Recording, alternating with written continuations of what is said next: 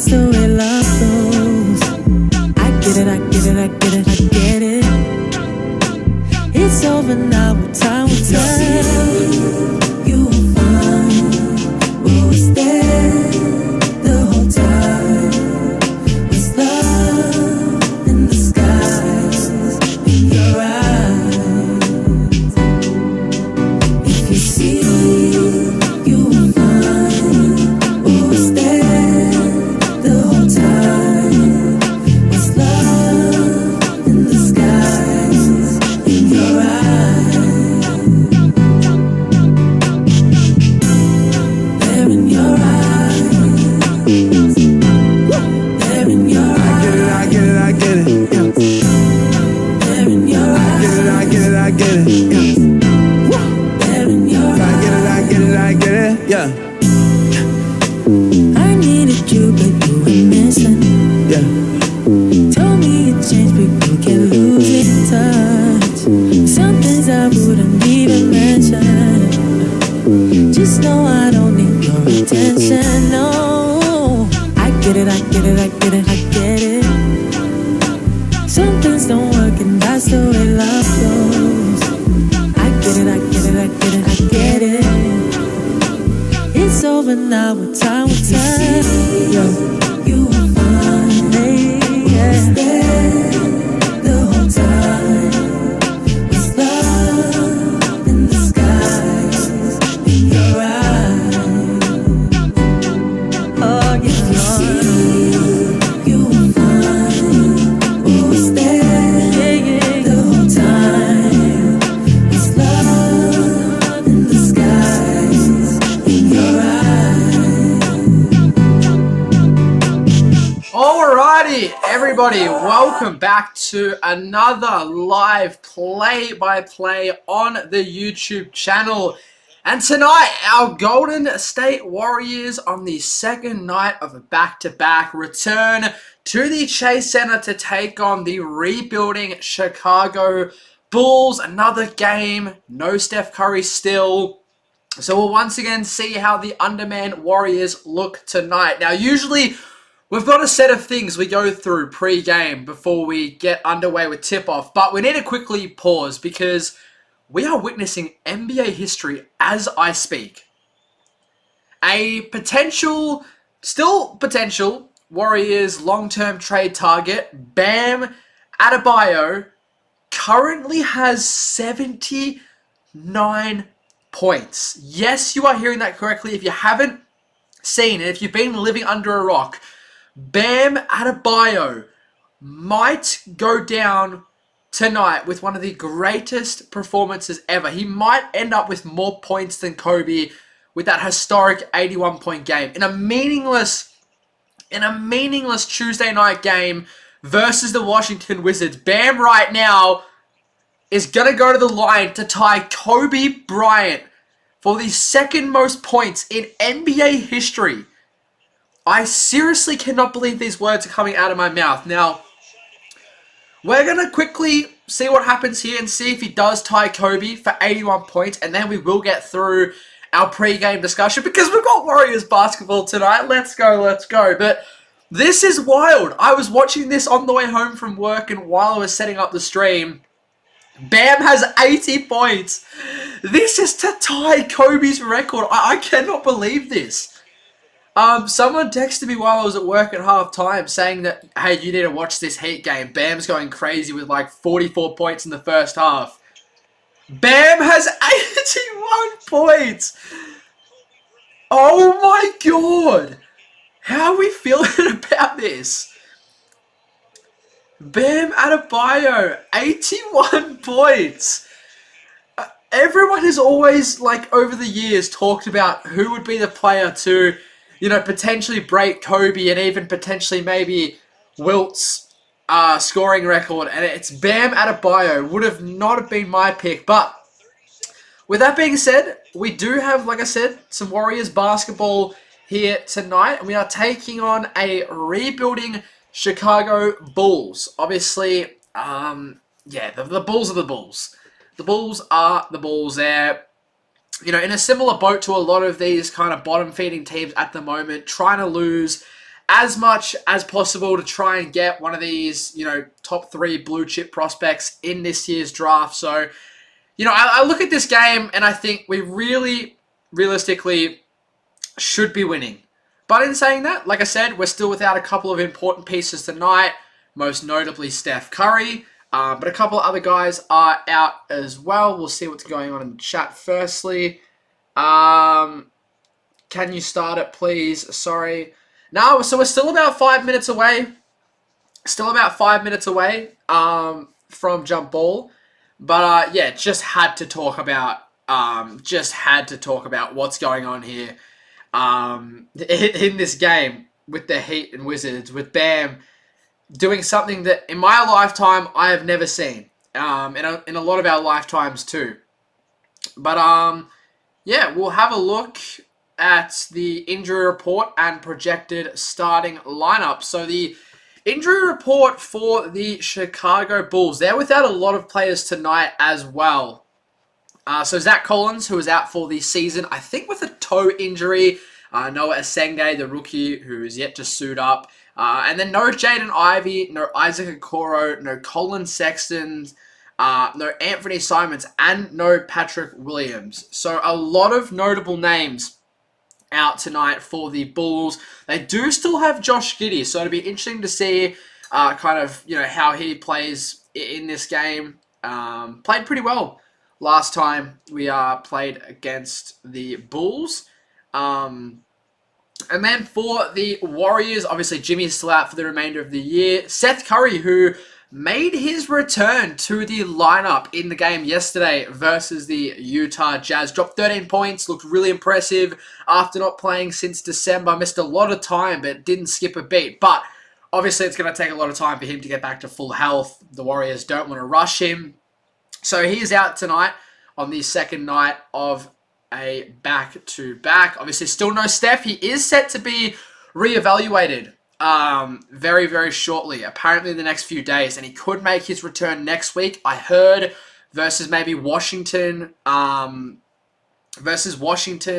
I think it was maybe Boston, so that'll be an interesting watch. Now, Bam has free throws. This is to officially have Bam Adebayo.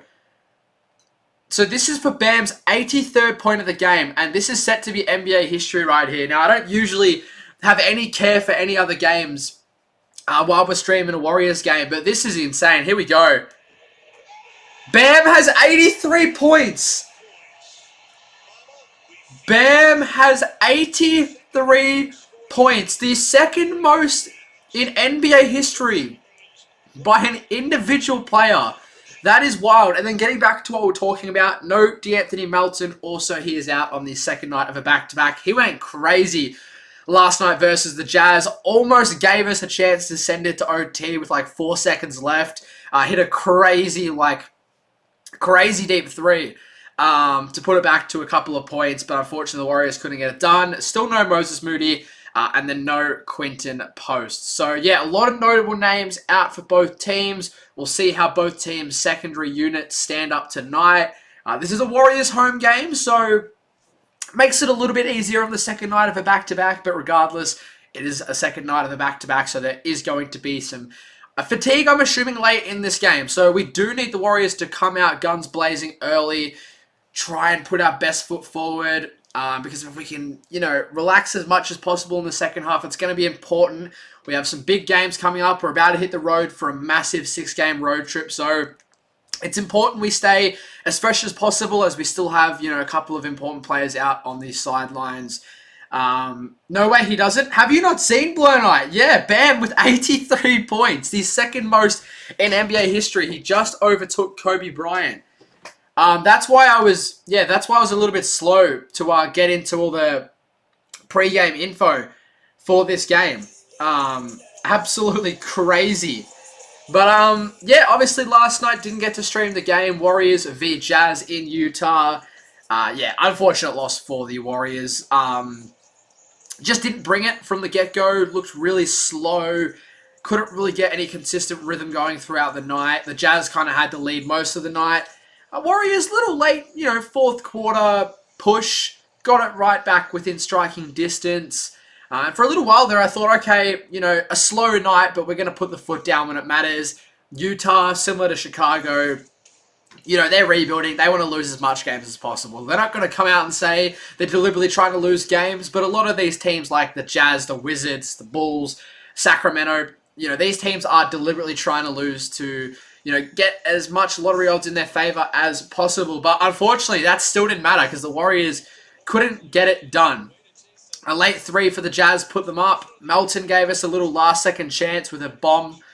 But yeah, Guy Santos with a chance to send it to OT. Airballed. It was a contested shot, but yeah, airballed the shot. And the Warriors lost by 3. So we now sit at 32 and 32. 500. It was exactly right in what the Warriors to be at this point in the season. It is the worst possible spot. It's essentially no man's land. So we want to get out of that position. We want to get back to a winning record. Try and get 33 and 32. See what we can do against the Minnesota Timberwolves and hopefully one of our last games without Steph Curry. But we'll see what we do here tonight. It's going to be Mutis Buzelis and Al Horford in the middle for the jump ball. And it's going to be Uncle Al Horford winning the jump ball to get proceedings underway. Now, a late change in the starting lineup. Will Richard comes into the starting 5. Obviously, no D'Anthony Melton as Brandon Pregame has found. Obviously, no D'Anthony Melton tonight, but it was looking like it was going to be Pat Spencer in that starting lineup. But the Warriors have given the young rookie another starting opportunity, and when he's been given starts, he's looked really good. But yeah, I guess the lineup for the Warriors is Pregame, Richard, Santos, Green, and Horford. So a pretty big lineup for the Warriors as Pods hits the first free throw to get the Warriors' first points on the board. And then for the Bulls, they've got... So the Bulls are also pretty big tonight. They've got Josh Giddey, Leonard Miller, Mutis Buzelis, Yabashele, and Jalen Smith. So both teams running pretty big lineups, or starting 5 lineups tonight. Both teams missing a lot of their backcourt depth and top-end talent. As that's going to be a miss there on the first possession for the Bulls. Yeah, I do think this is going to be an incredibly low-scoring one tonight. I could see both teams only hovering just around 100. Both teams playing big defensive lineups, so this could be a low scorer, but we'll see. Richard, the 3 off front iron. Good to see Will, like I said, back into the starting lineup, and also just back out there and healthy. Obviously, was battling with some knee and ankle issues, but yeah, he seems to be all good now. He's looked really good in his first season, as that's going to be a miss there for Miller. But Yabashele dragging down the offensive rebound there to give the Bulls a second look here. Josh Giddey, long pass to the corner to Miller, and he airballs the 3. Good defense from the Warriors, coming up with 3 stops here early. They've only scored once themselves with some Pods free throws, but I've liked the defense from the Warriors. Draymond a 3, top of the key, bang! Draymond Green. Everybody gangster till Draymond start hitting 3s. There we go. Draymond. What a way to start the night off for him. And there we go. Jalen Smith answering with the 3 of his own. How much did Bam end up with?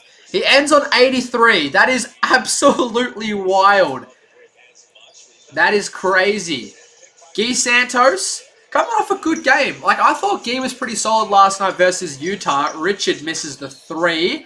Actually gets stuck on the top of the backboard there. But I thought Guy was really solid last night.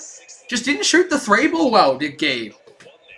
I think he was 1 of 7 from downtown last night, including the shot that, if he did hit it, would have set the ball game to OT.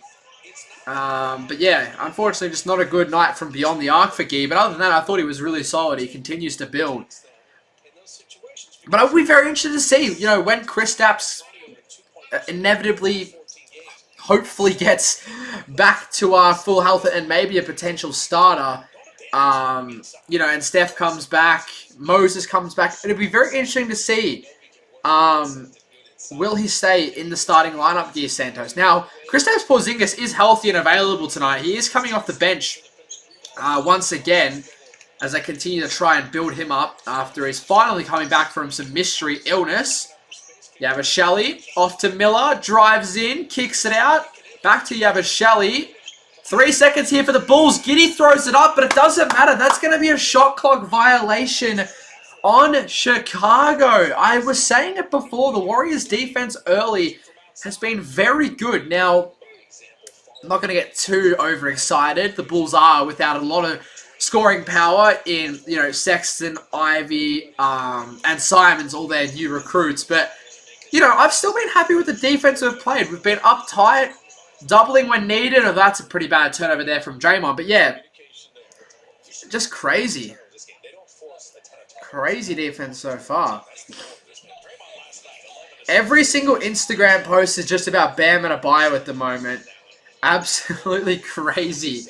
Everyone is going nuts on social media with Bam's 83. Buzelis. Jalen Smith, another 3. That one misses. Gee with the rebound. So I did predict this was going to be a low-scoring game. I mean, I think anyone with any sort of logic would have predicted that. Although Gee... Oh!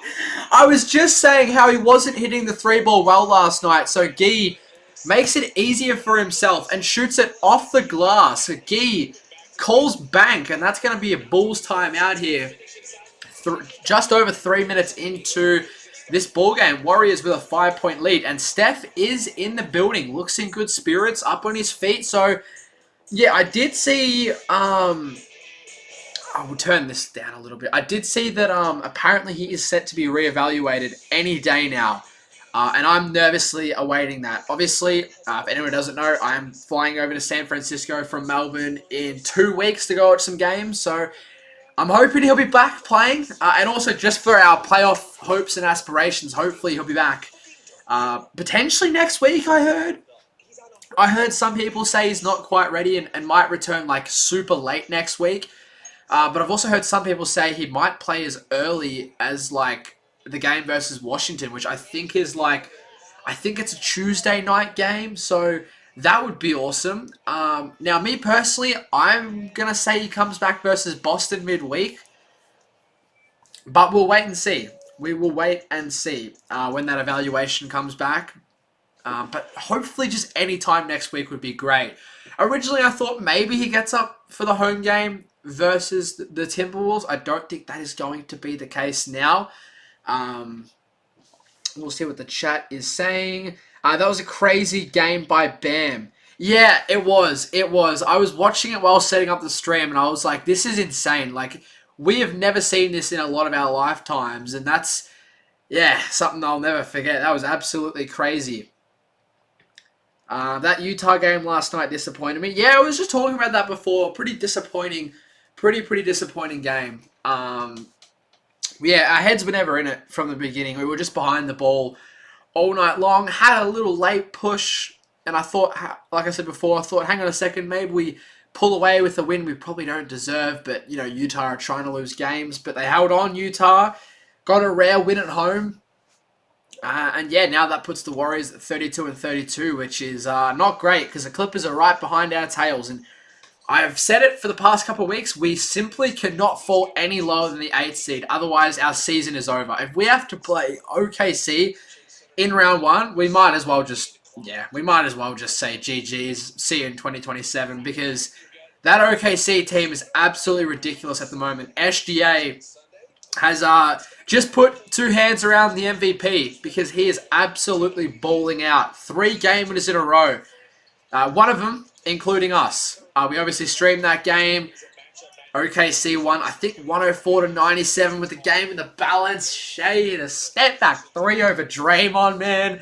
I miss when we were the dynasty team. The good old days. Good to see you again, too. When did you say the long form video was coming out? I'm going to upload it the second this stream is done. So that's my plan. Upload it when the game and stream is done and have all you guys hopefully giddy a quickfire. 3 hits it. I love Josh, obviously a fellow Aussie. Wish he would be on the Warriors. I remember there was some rumors that there was going to be a Giddy and Kuminga trade last off-season. There was like actual real rumors of that. And I would have loved that. But yeah, obviously fell through. Giddy, probably the most important player for the Bulls long term. But getting back to what I was saying. Yeah, that video will be uploaded as soon as the game is done. Trey Jones misses the 3. Hopefully as many of you guys can go straight over to that video and drop it a like and a comment so it can do well. I did technically upload it last night, but there was a few audio issues which I stayed up and fixed last night. So it's ready to go. It's uploaded. I'm just going to drop it as soon as this game starts to wrap up. And then, yeah, I'll try and get as many of you guys as possible if you can just to go on there.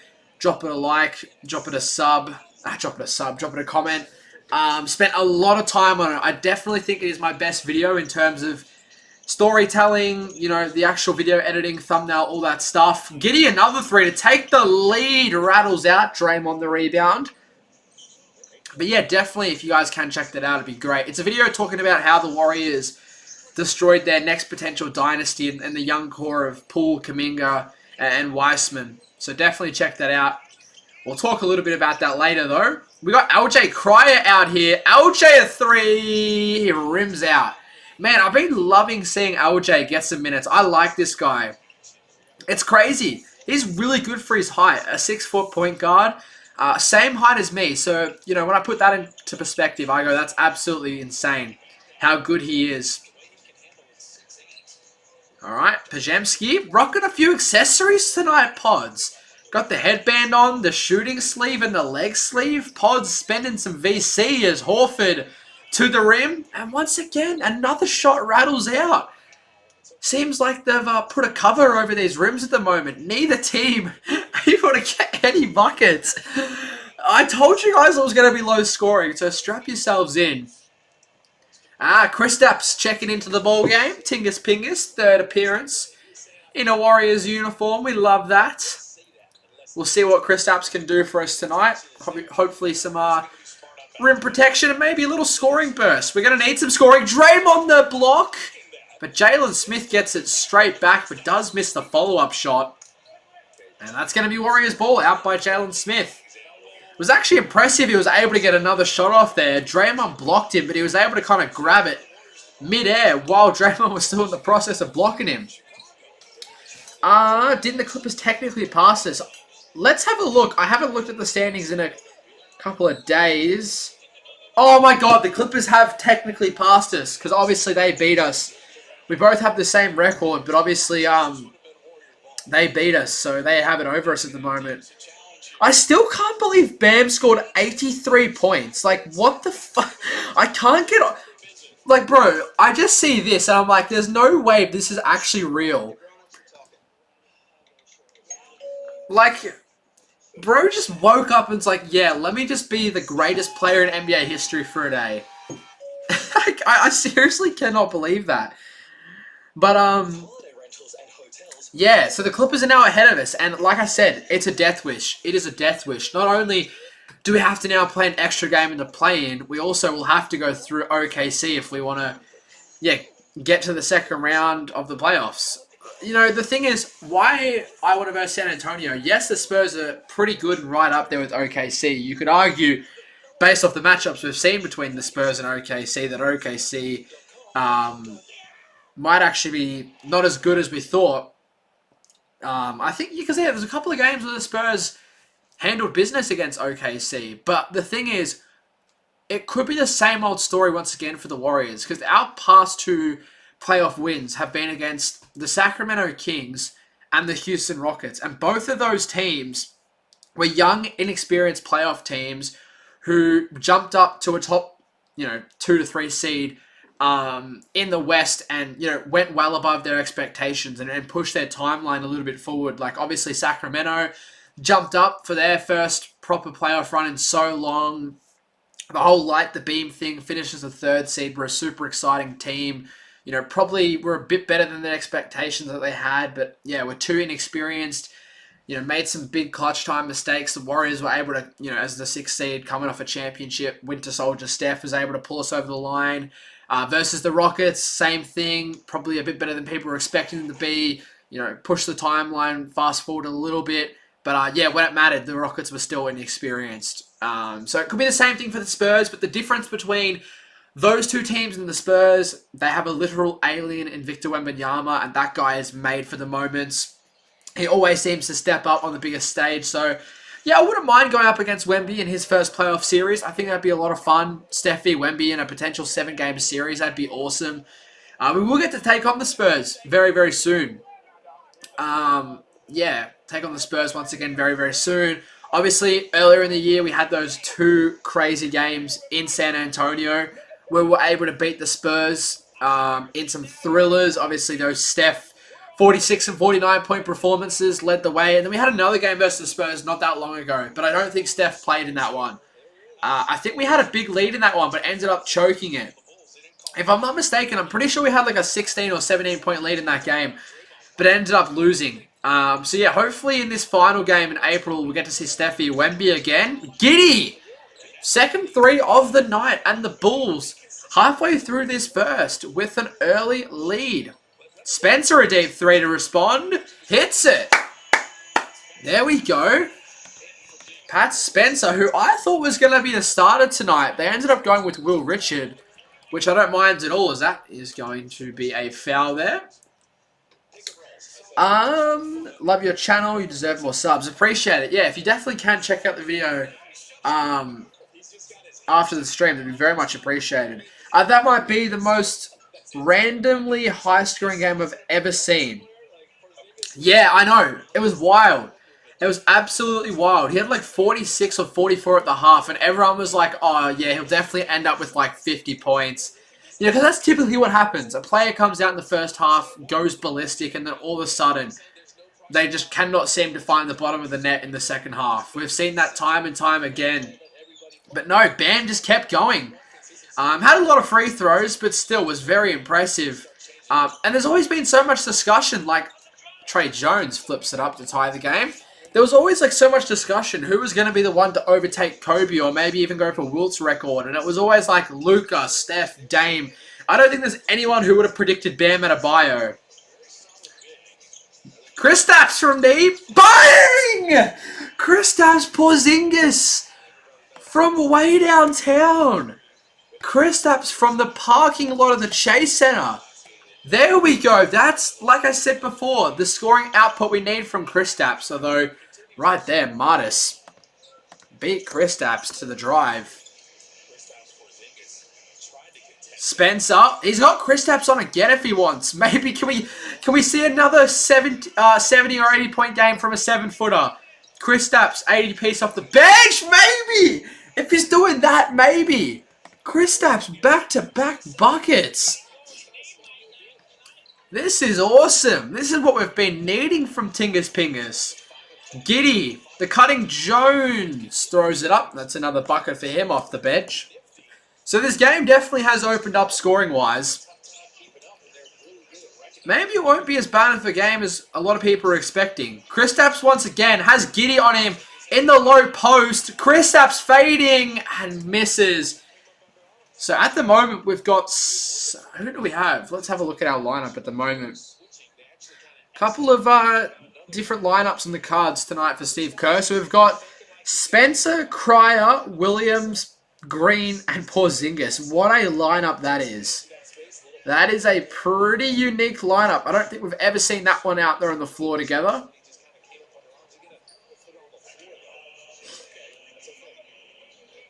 All right. Yes, we did choke a lead. The last time we faced the Spurs, they outscored us by 13 in the fourth. Steph indeed didn't play. I think I streamed that game. So there's a technical foul here on Nick Richards. So it's going to be a free throw for... Who are they going to give the shot to? Kristaps? Try and get as much confidence behind him. Who's got the tech? It is Kristaps. Kristaps hits it. So a hot start for the 7-foot Latvian. Coming out and playing really well. And Nate Williams also got a tech. So maybe some words exchanged there between the two. They didn't pick it up on the camera, but... Alright. So now Kristaps has got some more free throws, but these free throws are because of the foul that occurred prior to those techs. So Kristaps already here putting a lot of points on the board. He already could go on to have a Warriors career high early in this game if he keeps playing like this. I think in the Boston game he had like 13 points or something like that. And Yeah, maybe you can get past that early. Trey Jones. Kick out. Buzelis. Has the long athletic Nate Williams on him, but Martis beats him to the rim. Nate Williams. Little welcome to the league moment there. Buzelis just had him lost. Kristaps from deep again. That time misses, but hey, I love the confidence. I love the confidence from Kristaps. That's going to be a foul on Trey Jones. It's going to be Warriors ball, side out of bounds.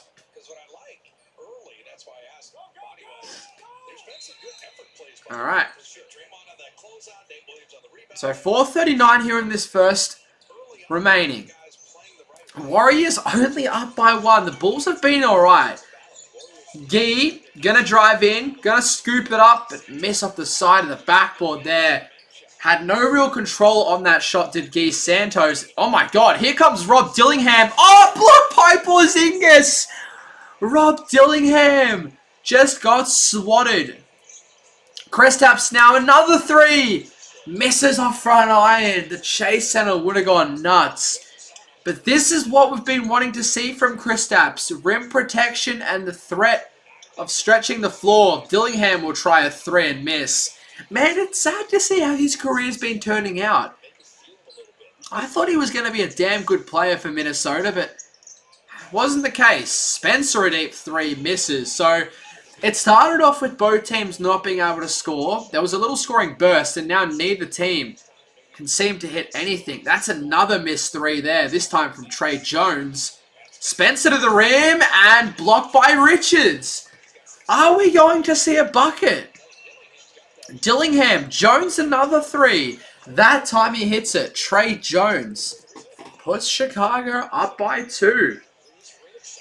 So both teams have knocked down 4 threes in this first quarter so far. Warriors 4 of 11. Bulls 4 of 13. It's going to be a foul on Dillingham.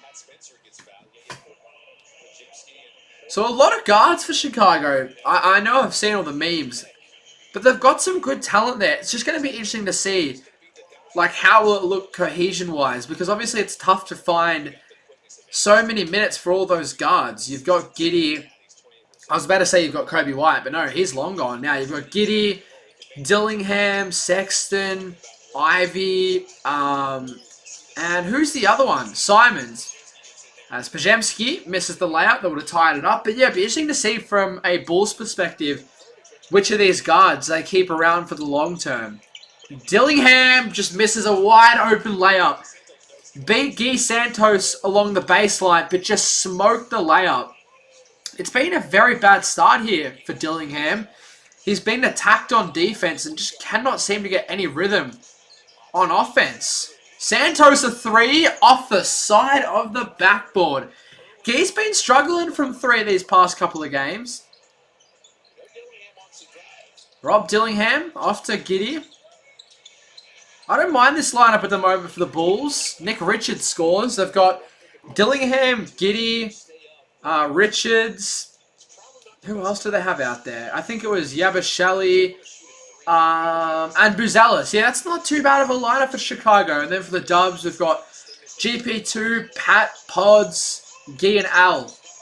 So 3-guard lineup out there at the moment for the Warriors.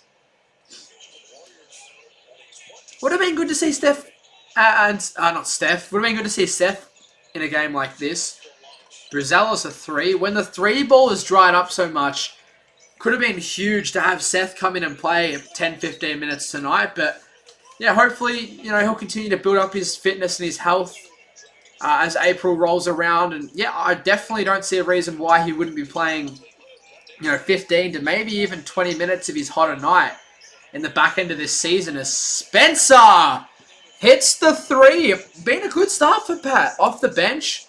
Like I said before, I thought he would have started in a game like this, but has come off the bench and has played his role. That's going to be a steal for the Warriors. Chance to take the lead with a Horford 3. Misses. Damn. Yeah, Michelle, you don't want to get in his way when he's driving to the rim. We all remember that dunk on LeBron. Giddy. And loses the ball, though. It's going to be... Yeah, it is going to be Warriors ball. I thought it was going to be last touch by Gary there, but no, Josh, a couple of fingers on it while it rolls out. Will Richard going to come back in?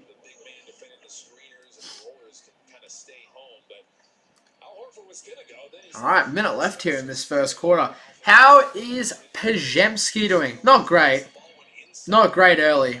I think he's like 2 points, maybe assist or two. Yeah, hit those free throws to begin the game, but hasn't done much since. Gee hits the three. We were just speaking about it before, how he's been struggling with those threes at the moment. Giddy throws up a lob. The play was intercepted there by Horford. Brazala's second chance opportunity and scores through contact. Thought he almost would have got a foul call there, but just a 2-point bucket, but it does tie it up though. So Warriors could get the quick 2-for-1 if they throw it up. They do. Pajemski a three. There you go. Shots of victory. That's how Pods is doing right now. Hitting a big time three to put the Warriors up. So now the Warriors not only get the 3 points on the board, also have an opportunity for the 2-for-1 on the final couple of seconds here. Giddy drives in. Off to Miller. And he gets past Richard for the layup. So here we go. 7 seconds. 5. Spencer 4. Spencer 3. Spencer off to Horford to beat the buzzer. Hits it!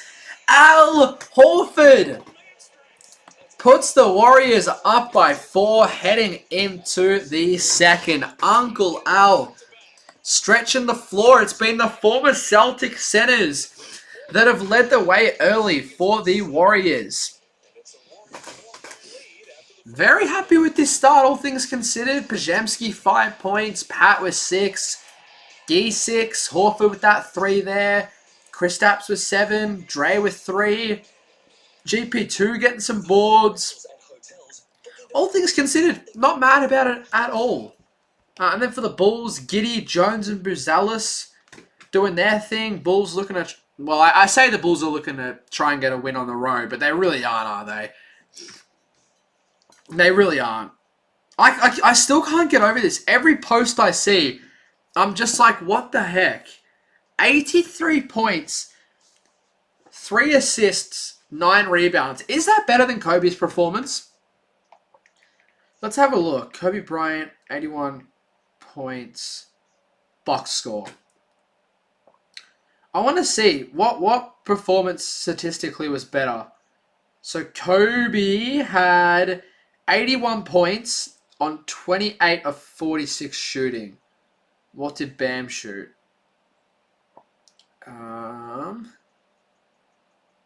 Let's have a look. The real app is like freezing. There's that many people on it. It's ridiculous.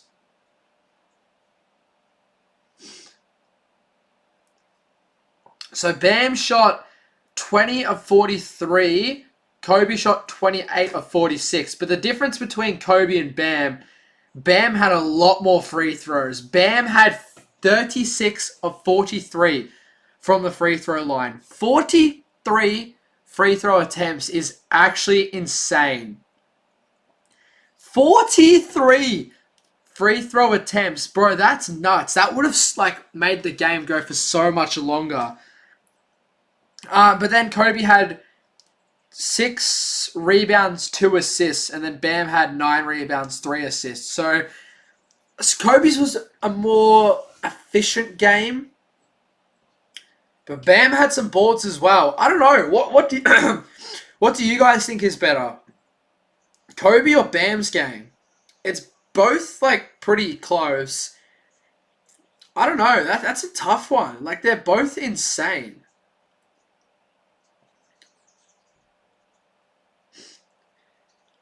I don't know. I'm trying to think like which one was better. Both insane. I feel like Kobe's was more iconic, but yeah, I think because Bam's just happened like out of nowhere. I don't think anyone would have expected that. But we are back underway here in this second quarter.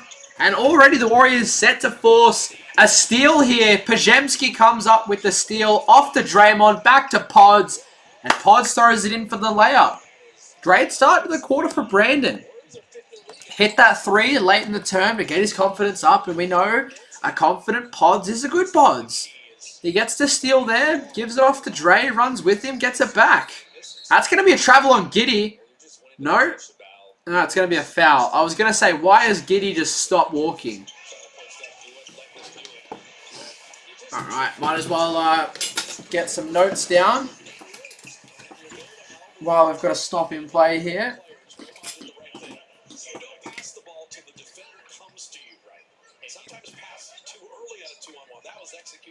Alright. You guys know me, we always do the post-game shorts, giving you guys a breakdown for every single game this season. I am yet to miss a post-game short. I've done all 64 games so far, and I don't plan on missing one. Giddey to the rim, throws it up, and we'll get 2 fouls. Unfortunate one there. The Warriors played good defense for the first 22 seconds of the shot clock, but a late foul with 1.8, and that's on Nate Williams. Obviously, you know, still getting just used to playing real minutes, getting used to the flow and intensity of big-time NBA minutes. But Steve Kerr having a chat with the youngster, giving him some advice. I do think Nate Williams, though, will certainly have a role moving forward with the Warriors. I'm assuming, you know, potentially later in the year when things maybe get a little bit more serious playoff/play-in wise, he might not play. But if, you know, he spent some time in the G League late this year, maybe early next year, continues to get some minutes here and there. Similar to Guy Santos, I think he could end up having a similar career path to Guy. The Warriors love players like that, who don't focus on themselves and are just glue guys. Kristaps here in the low post. Got the smaller Jalen Smith on him. Kicks it out to Pods. One more to LJ. LJ, late shot clock here. Cutting Pregame, float game. There we go. Pods. 4 points here in this second quarter. He's up to 9 for the night.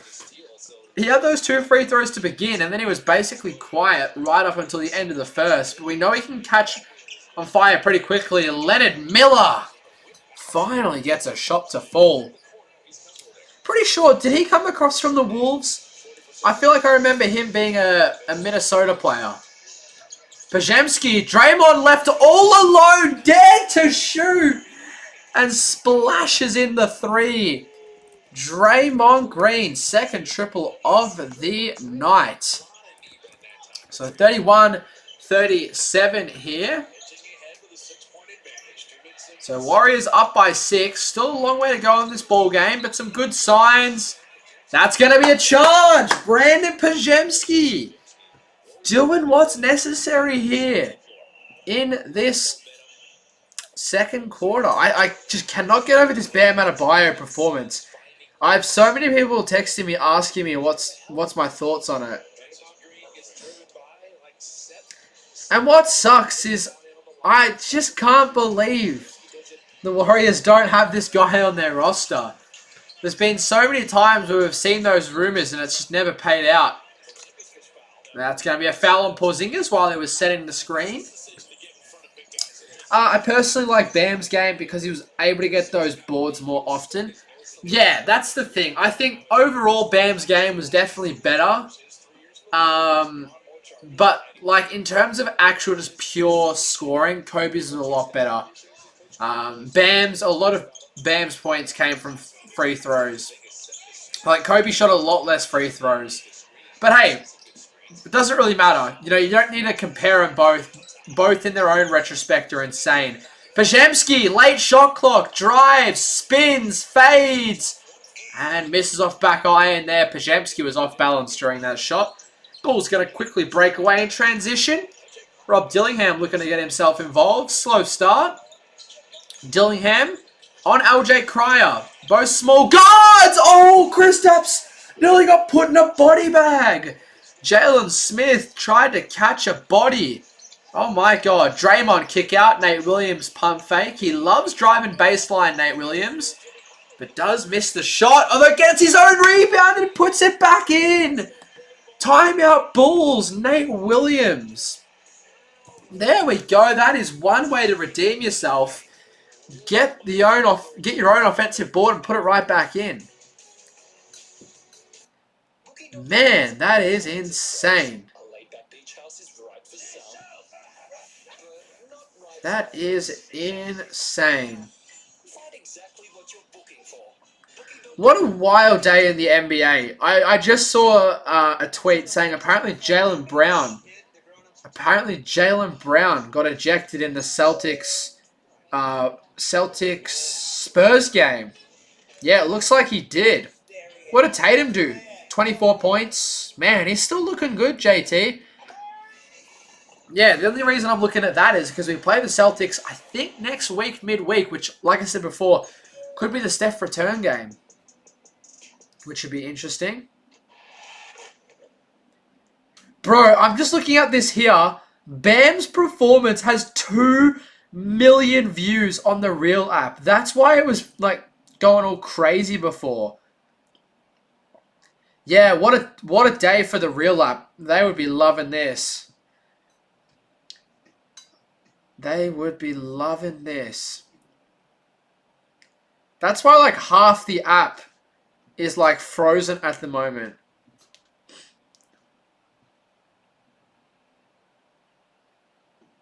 Damn. I can't believe this. It's just crazy. Like, I know I've said it like 10 times now, but it is actually just insane. It's wowee. Alright, we do have a timeout here, though.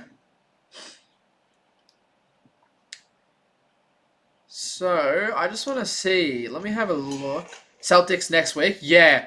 I was going to say, I just want to see what games we have over the next couple of days / the next week or so. So, I think we have 2 days off. We do.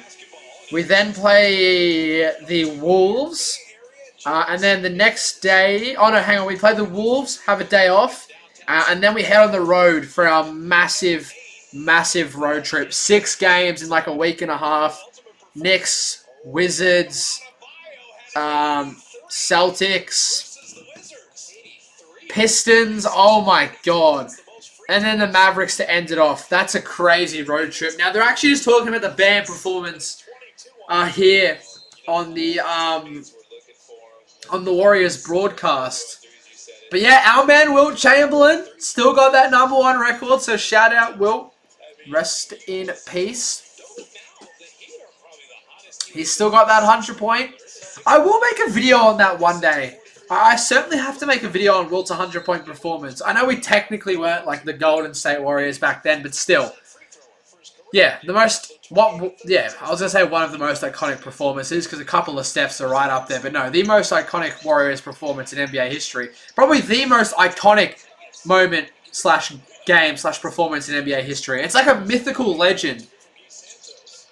But what's crazy about this Bam game and the Kobe game, there's actually like real start to finish footage of the entire thing. Whereas like, that's why I want to make a video on it. With Wilt's 100-point game, the footage is kind of up in the air for how real it is. Chris Stapps, pump fake off to Pat Spencer. Chris Stapps now looking to size up Jalen Smith. Has to give it off to Pat. Pat from the logo! Oh, that looked on target too. That looked on target. Hey, Pat's got an absolute cannon from 3. He can let it fly.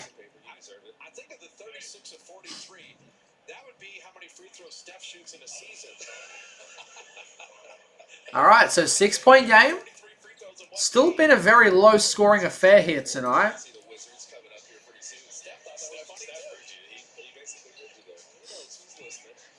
Do I think Nate Williams could become a starter in this league? Yeah, 100%. He's got the potential to do it. You know, most players that are in the NBA, in the right scenario, with the right development, under the right coach, with the right players around them, can be starters in the NBA. And especially with the skill set Nate Williams has, good athletic, you know, wing guy, can play some good defense. You know, for his experience, has an alright touch. Porzingis, 3 rattles out. Will Richard gets the offensive rebound, but is blocked on the second chance opportunity. But yeah, I think for Nate Williams, kind of just what he'll work on this offseason if he stays with the Warriors, or regardless where he goes, just working on building his bag. You know, his dribble can be a bit chaotic at times. His touch around the rim isn't great at times. Like, he gets himself in good spots offensively along that baseline, but just, yeah, at times, just, yeah, $1 million move, 1 cent finish at times, or whatever that saying is. But, yeah, for, you know, a two-way deal, as Pat Spencer and one there, for a guy on a two-way deal, we've gotten some really good value out of him. The Warriors, you know, have a good knack for, you know, having these budget baller players who come in on two-way deals, you know, find themselves a nice little spot at the end of the rotation and, you know, eventually keep building themselves up into a proper standard deal and some proper NBA minutes. We've heard the Celtics next Wednesday. Yeah, tough week for the Warriors coming up. Finish the week off in a couple of days with Minnesota and New York this weekend. And then we have Washington, Boston, and Detroit. And then I think the Mavs as well. So 6 games on the road to end off this week and during next week. So pretty crazy. Bruzalis step back midi air balls. I don't know why Bruzalis is shooting that over Horford. He's a good closeout defender, Al.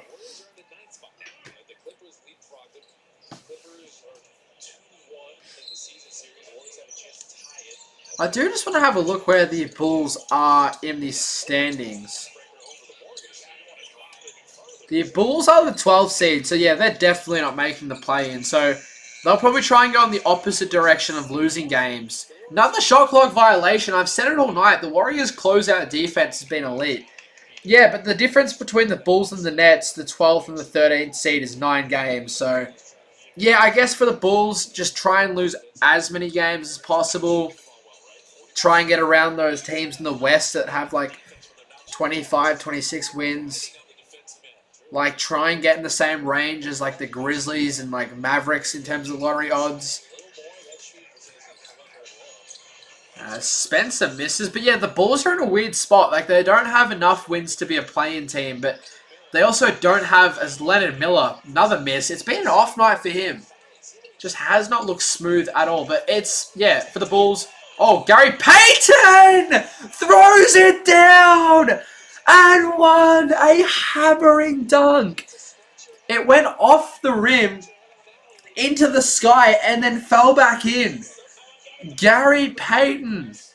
How about that? GP2 throws it down and gets a good bounce off the rim.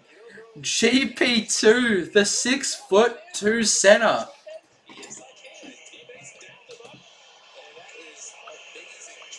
Alright, how about that from Gary? Oh, wait, are they not calling it a dunk? No, they're not calling it a dunk. Hang on, wait. Why? Oh, okay. No, they've called it an offensive interference. Oh, that sucks. Come on now. Where's the fun? So, he will get 2 free throws, though, Gary.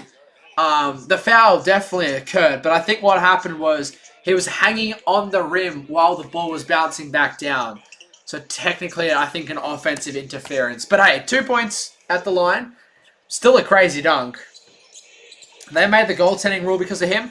I know, he's like an urban legend. I definitely will make a video on that 100-point game. Or maybe just a video talking about Wilt as Bruzalis off the glass. 5 minutes remaining here in this second term. We still got a second half to go. It's kind of just been like just a meh game. Like, the Warriors haven't been bad. They also haven't been extraordinarily great. They've just been alright so far. The Bulls have kind of just stuck around, but haven't got within real striking distance. But yeah, definitely will be an interesting week for the Warriors next week. Shots of victory. Timeout here for Steve Kerr. It's back to 6 points now. But yeah, definitely hope you'll be checking out the video after the stream. Shots of victory. I'll schedule it at halftime so it drops when the game wraps up. It's crazy. Literally everyone I know on Instagram is posting about this posting about this band performance. Like people that I didn't even know were NBA fans, but like everyone is posting it.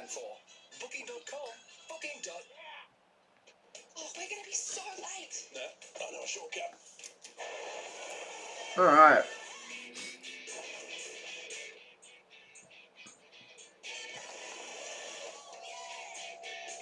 Man, it'd be a good day to be a Heat channel.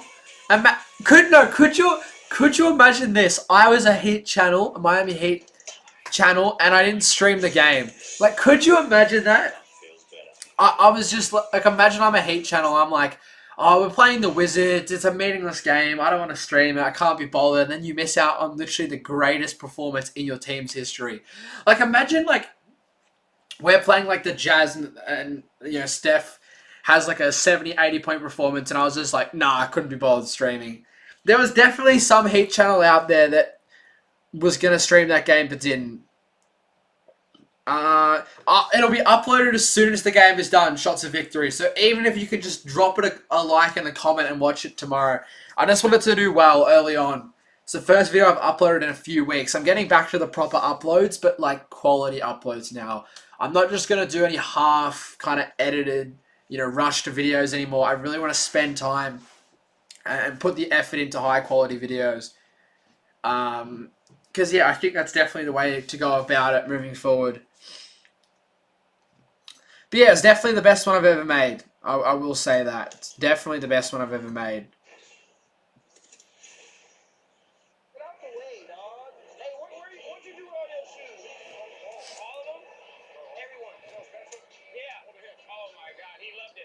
Alright. But yeah, it'd be round 1 for you. Yeah, it'd be late. But yeah, if you can check it out, it'd be appreciated. Like I said, also to everyone else watching, if you could just drop it a like and a comment, it'd be appreciated. Even if you're gonna, watch the first few minutes and come back and watch the rest later, no problem at all. Or if you can't watch it tonight, whenever you can, appreciated. But in the meantime, we got a ball game to finish off here. This could end up being close, and I kind of hope it does. I'm in the mood for a close game. I'm feeling a little bit mischievous here on the stream. I wouldn't be against going crazy for a game winner tonight. LJ Cryer bringing out the sauce. Deep 3! LJ finding his footing. I really like this guy. I'm right now investing in some LJ Cryer stocks. I like this guy. He's fun. How old is he? Let me have a look. LJ Cryer age. He'd have to be 24. He is 24, okay, I was going to say. Like, I've heard his name a few times as the Bulls respond with a 3 of their own. But, yeah, I was going to say, I feel like I've heard his name here and there, but, yeah, definitely been good seeing him, continues. Horford hits a 3. Here it comes. Al Horford. At nearly 40 years of age, still an elite. Well, I wouldn't say elite, but still a very good player. Giddy a 3. Hang on now. We're going shot for shot here. I like this. I want a good ball game. It's been a crazy day in the NBA. Let's finish it off with a wild Warriors win. WWW. LJ Cryer. Oh, go to work, LJ. Sizing up Nick Richards, gives it off to the other two-way guy in Williams. LJ from deep! Airballs. It was going to be a foul anyways, I think. A legal screen there on Williams, but... Oh no, LJ. Oh no. Heat check shot.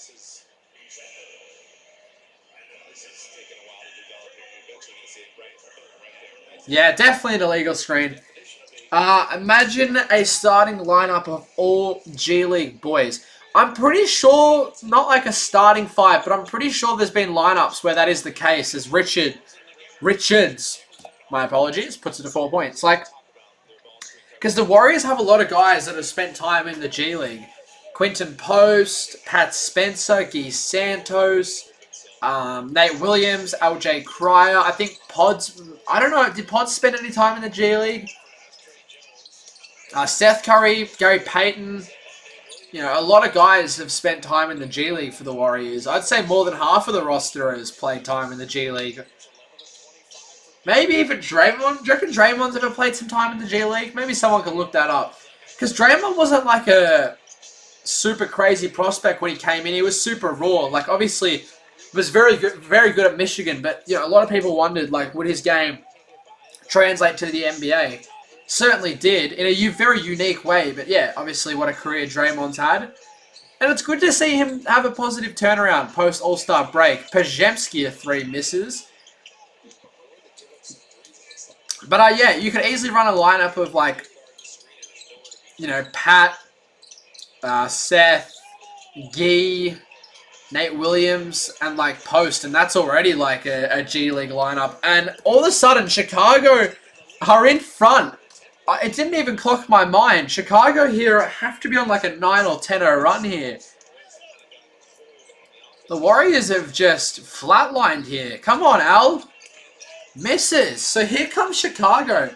Draymond never was in the G League, but Pods did play him in the G League. Oh my god, the Bulls are up by 3 here. Buzelis, the cornerstone, him and Giddey, for this Bulls organization, leading the charge. And we've got a game on our hands here, ladies and gentlemen, in what is one of the wildest days in the NBA's history, with the Bam 83-point game.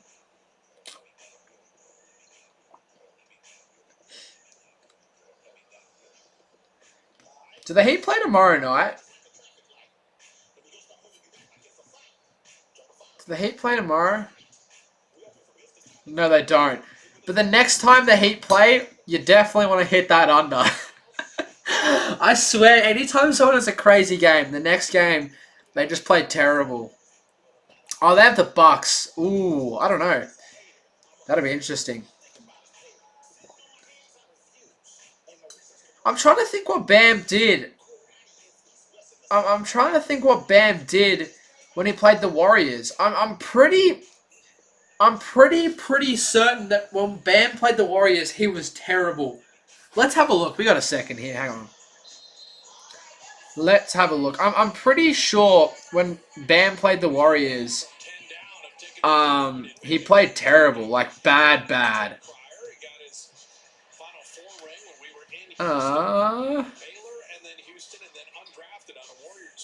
Yeah, Bam had 4 points, 1 of 13 from the field when we played the Heat the last time. Obviously that game where Jimmy tore his ACL. What a crazy night. Alright. Talk about a lucky lead for the Chicago Bulls, says Mr. Goat. Yeah, we definitely want to get this lead back in our favor here in this final 2.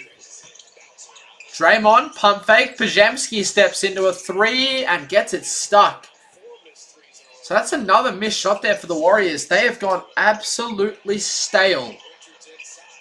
Nick Richards throws it up and rolls it in. I cannot believe this. Chicago holding on to a nice little lead because of this 14-0 run. And that's going to be a turnover on Pajemski. No. Yes, it is. It's going to be a turnover on Pajemski. Last touch by the Warriors. Pajemski got doubled there. Bam dropped 4 points and 20 rebounds last time we played him. Yeah, I was going to say, I remember he played terrible. I remember streaming that game. He was awful.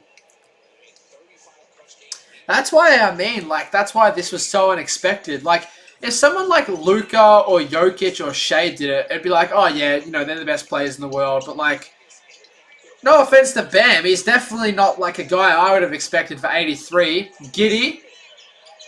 Jalen Smith misses, and luckily he did. Porzingis on the break, throw it down! No! And he turns the ball over. He thought he was fouled, so he just threw the ball up, and it was a steal.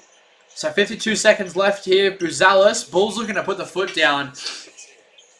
Chase Center crowd is dead silent. Giddey step back 3, connects. Josh Giddey, what is going on? Josh Giddey with a near triple-double here in this first half. Santos, yes, finally we score. Oh my goodness. The good thing is we've been good all first half long. So even though we've just gone on we've been on the receiving end of like a 14-2 run, we're still only down by 6. Now the Warriors will get the final shot of the half here. They have to score. They simply have to score.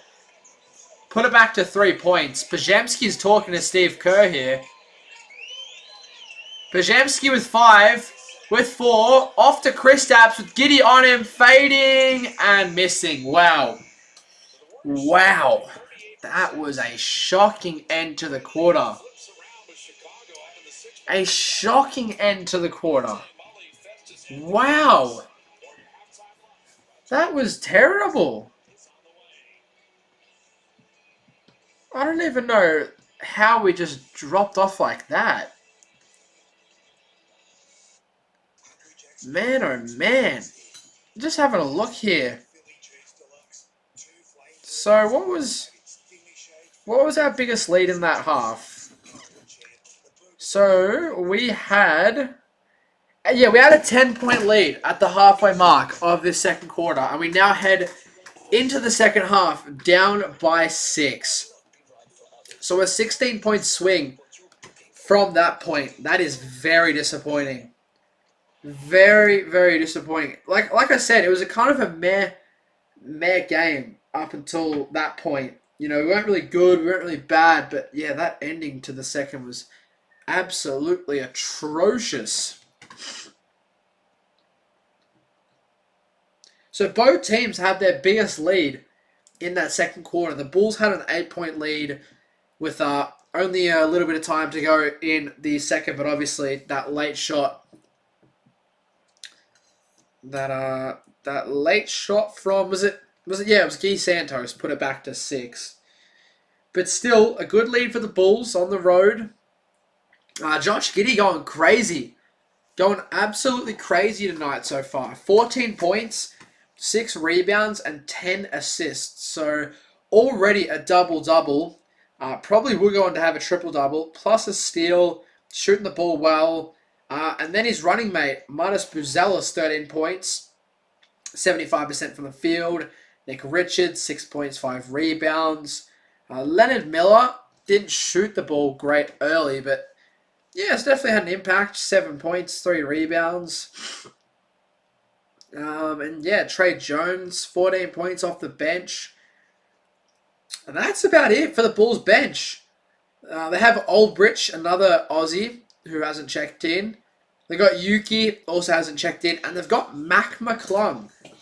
Has he played at all for the Bulls? No, he hasn't. He hasn't played at all. Oh, he's played a couple of times.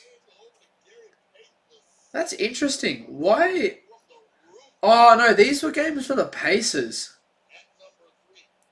Oh, no, he played one game for the Bulls. Dropped 4 points and just hasn't touched the court since. That's crazy. How are you going to be rebuilding and not even give Mac some minutes? Like, no offense to Rob Dillingham, but how is he getting minutes over Mac McClung? I know Rob's a younger guy, you know, top former lottery pick, but like, I don't know, man. I feel like Mac could definitely deserve some minutes. And then for the Warriors, Pajemski led the way, 9 points, 3 assists, 2 steals. Horford, 6 points, 2 rebounds. Kristaps, 7 points. Started off really strong, but definitely slowed down. And is now shooting 2 of 7 from the field. Draymond, 6 points, 4 rebounds. Gee with 8 points, 3 rebounds. So what I've noticed here in this first half, not a lot of playmaking as a whole from the Warriors. I think the Warriors look the best when everyone's picking up assists, you know, making that next pass, making the right read, getting everyone involved, looking for the good, high-quality shots. But I feel like it's been a lot of, not selfish basketball, but a lot of isolation play in this first half. And I think that's why we're shooting so bad. We're 17 of 44, just below 39% from the field in this first half. Not terrible, but definitely could be a lot better if we just try and get each other involved. That would be kind of my thoughts on this first half. Because, yeah, only 9 assists as a team where the Bulls have 19. So they've been spreading the love. But yeah, and then as well for the Warriors off the bench, Pat Spencer with 8, LJ with that 3, GP 2 points. Will Richard was a starter, but has only played in 9 minutes for the 3 rebounds, and then Nate Williams with the 2 points. And then the only guy that is available tonight that hasn't suited up is maybe Leons. And I think he'll probably get some minutes in the second half. I would assume that would be the case.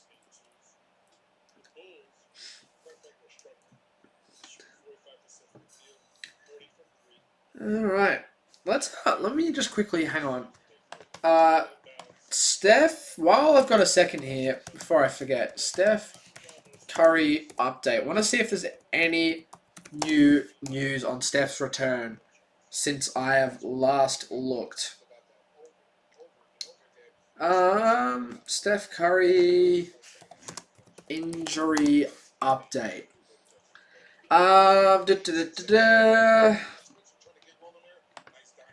Recovery timeline.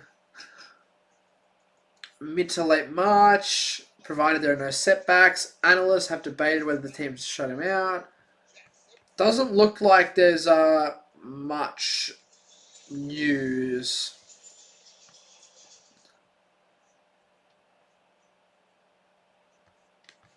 Nah, it doesn't seem like there's any updates.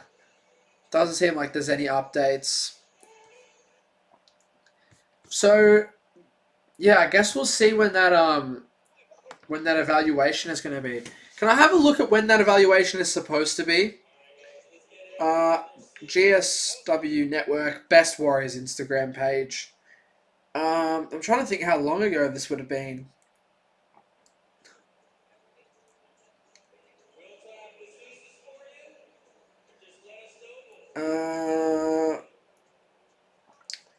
Okay, so March 2nd, Warriors will reevaluate Steph in another 10 days. So technically tomorrow he should be getting reevaluated, or the day after. So within the next day or two, he should be getting reevaluated. So that does mean that if he is good to go, he could maybe return versus Minnesota, but I highly doubt that. I highly doubt that. My assumption is that it'll be versus Boston midweek, if there is no further setback. Now, if there's a further setback, we might be in some serious trouble. But, yeah, we'll see. But, yeah, I was going to say, it felt like it had been a little while since we'd gotten an update.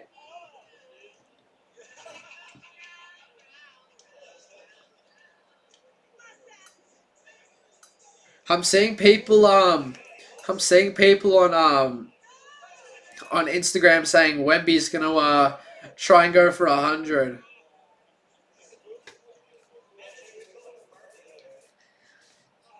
So also as well, Bam could have got closer to Wilt's record if he shot the free throws better and the 3-ball. Damn, he could have got 100.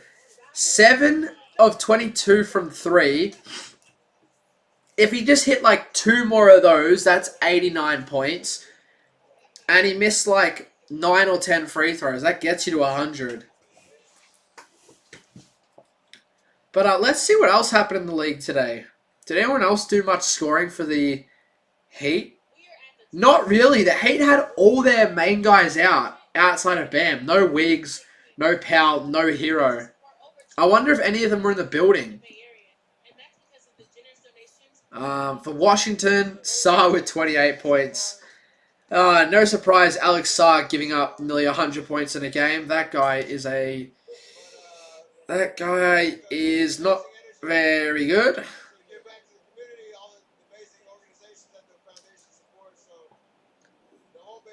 Did Trae Young play? No, he didn't. Trae Young didn't play. Alright, what else happened in the league? Let me quickly check chat as well. See what's going on. Don't want to miss any chats. What games will I be streaming next? We will go through that in a second. No problem at all. I just want to see what else happened. else happened in the league today? So the Sixers beat the Grizzlies. Jerome, 26 points. Campaign, 32 piece. Damn. Would not have expected that. Is that like one of the best games of his career? It'd have to be up there, surely. It would have to be up there. I can't remember the last time I've ever heard Campaign having 32 points. I think Kelly Oubre with 30 points as well. He's a very underrated player, Kelly Oubre. I feel like he has always been an underrated player. I remember when he was on the Warriors. Like this year, 14 points, 5 rebounds. Not too bad efficiency-wise. Just a good wing player. Not great defensively, but a good scoring wing. So yeah, the Sixers win that game. Hawks beat the Mavs. Did JK play? No, he's still out with left knee issues. It's now classified as a bone bruise. And Buddy Hield just does not play for the Hawks, bro. They haven't even given him a chance. He literally hasn't played like one proper game with the Hawks. Like, I don't even know if he's touched the court. Why don't they just waive him and let him come back to the Warriors? Yeah, pretty boring game. Johnson, 27. NAW, 29. Dyson, 14 points, 10 assists. For Dallas, Clay leading the way with 21 points. Cooper Flag, 14 points, 12 rebounds. Some interesting numbers there. Obviously, we already went through the Heat and Wizards game. Bam, 83 points. He must have played basically the entire night, 42 minutes. That's crazy. Pistons finally get another W. They blow out the Brooklyn Nets. Cade, 21. Duran, 26. Who did anything for Brooklyn? Not really anyone. MPJ, 19 points. Spurs beat the Celtics. Obviously, Brown got ejected. But Tatum, 24 points, 5 rebounds. He's looked really good. I could not give any more credit to him. He's averaging 19 points, nearly 20 points a game in these first couple games back. Insane. Insane. And, man, I would love to know who that doctor is that did that surgery, because we could use him on Jimmy Butler. Get him back as quick as possible, and if he can get back like Tatum has, man, we might be a fun team in 2027. Suns beat the Bucks. I think their play-in hopes are done. Did Giannis even play? He did. 22 points. He hasn't looked great since returning. He's been not bad. He's been alright, but just, yeah, doesn't seem to have that energy really. And then for the Suns, D-Book, 27 points. Jalen Green, 25. Finally getting to see those guys out there. The Rockets beat the Raptors. Anything crazy in that game? KD, 29. Jabari, 23. Thompson, 23. Şengün, double-double.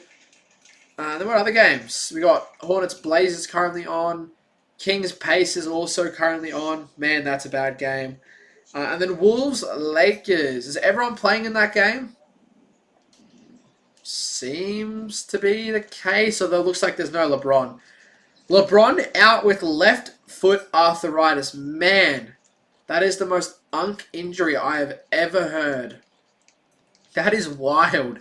Arthritis, bro. Man, damn. LeBron closer to a retirement home than the beginning of his NBA career.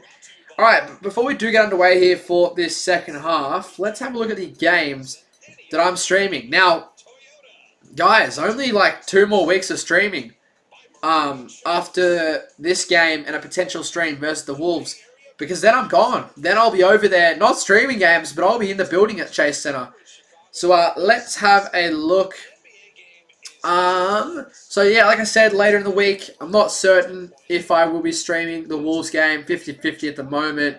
I won't be streaming the next game, Sunday night, which sucks. I would love to have streamed that game. But I am streaming the game the next day, the second day of a back-to-back versus Washington. Could be the return of Steph. So I'm going to keep some optimism on that because that would make the stream very entertaining. We then played the Celtics after a one-day break. I will get to stream that. Let's go. Who else do we have? We got the Pistons. And I will be able to stream that. So there we go. So the only game I won't be streaming over the next week or so is the game versus the Knicks. Now, unfortunately, that's probably the best game out of the lot. Obviously, everyone loves to join the stream, against the big franchises like the Lakers, Knicks, and Celtics. But yeah, some good streams. Obviously, we'll see what ends up happening with the Wolves stream. Now, the Washington stream, if Steph doesn't play, might be a boring one, in all honesty. Like, the Wizards are, as we literally just saw, they gave up 83 points to a single player tonight. So that could be a boring one, although it could be an entertaining one. Maybe Pat Spencer with a 50-piece, a Malachi Flynn type performance, or, yeah, obviously if Steph returns, it definitely makes it a very entertaining game to watch. So we'll see. And then, yeah, I'll be excited for the Boston and Pistons streams, especially if Steph's out there. And then after that, one more week of streaming, and then, yeah, I'm off. And when I get back, I don't know how many games I'll be streaming, because the regular season will just about be wrapped up.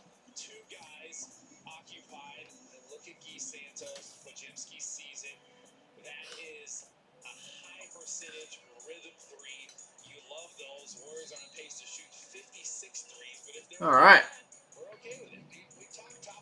So second quarter, about to get a second half, I should say, not second quarter. Man, I would not be happy if it was the start of the second quarter. Second half underway. Here we go. Bulls, 6-point lead. Make that an 8-point lead now. Their equal highest lead of the night.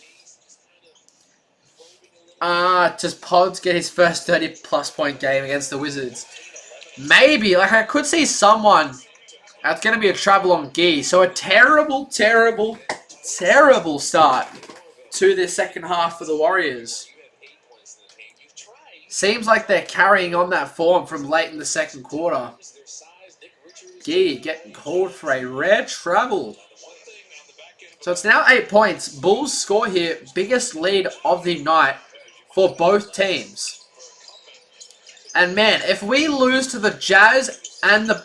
Oh my god, Montes Puzelis hits the 3. Biggest lead of the night. 11 points. Man, if we lose to the Wizards... I'm already thinking about that Washington game. Santos to the rim scores. If we lose to the Jazz and the Bulls on back-to-back nights... God, I will be upset. Puzelis. Kick out to Jalen Smith. Pump fake sidestep. And hits the 3. Draymond was lucky that wasn't a 4-point play there. A little bit of contact from Dre. But it's been a 25-4 scoring run since the 4:12 mark of the second quarter. So it's been a complete annihilation from the Bulls. And that's a turnover there by Guy Santos. That's his second turnover in the first minute and a half of this third term. Wow. Puzelis step back 3, misses. Draymond the rebound. What the heck are the Warriors doing? The Bulls are trash. I can't disagree, but I mean, the Warriors right now are trash too. We are just all over the place. Richard a 3. Yes, baby. There we go. Will. Big time shot maker. A rookie out of Florida. Puzelis, the 3, misses, but an offensive rebound and a second chance opportunity for Puzelis as he throws down a slam. He followed up his own shot, was lucky the Bulls got an offensive rebound, and he just walked into a dunk. That's going to be a foul, though, that time around on Puzelis, but he's up to like 16 or 18 points already here.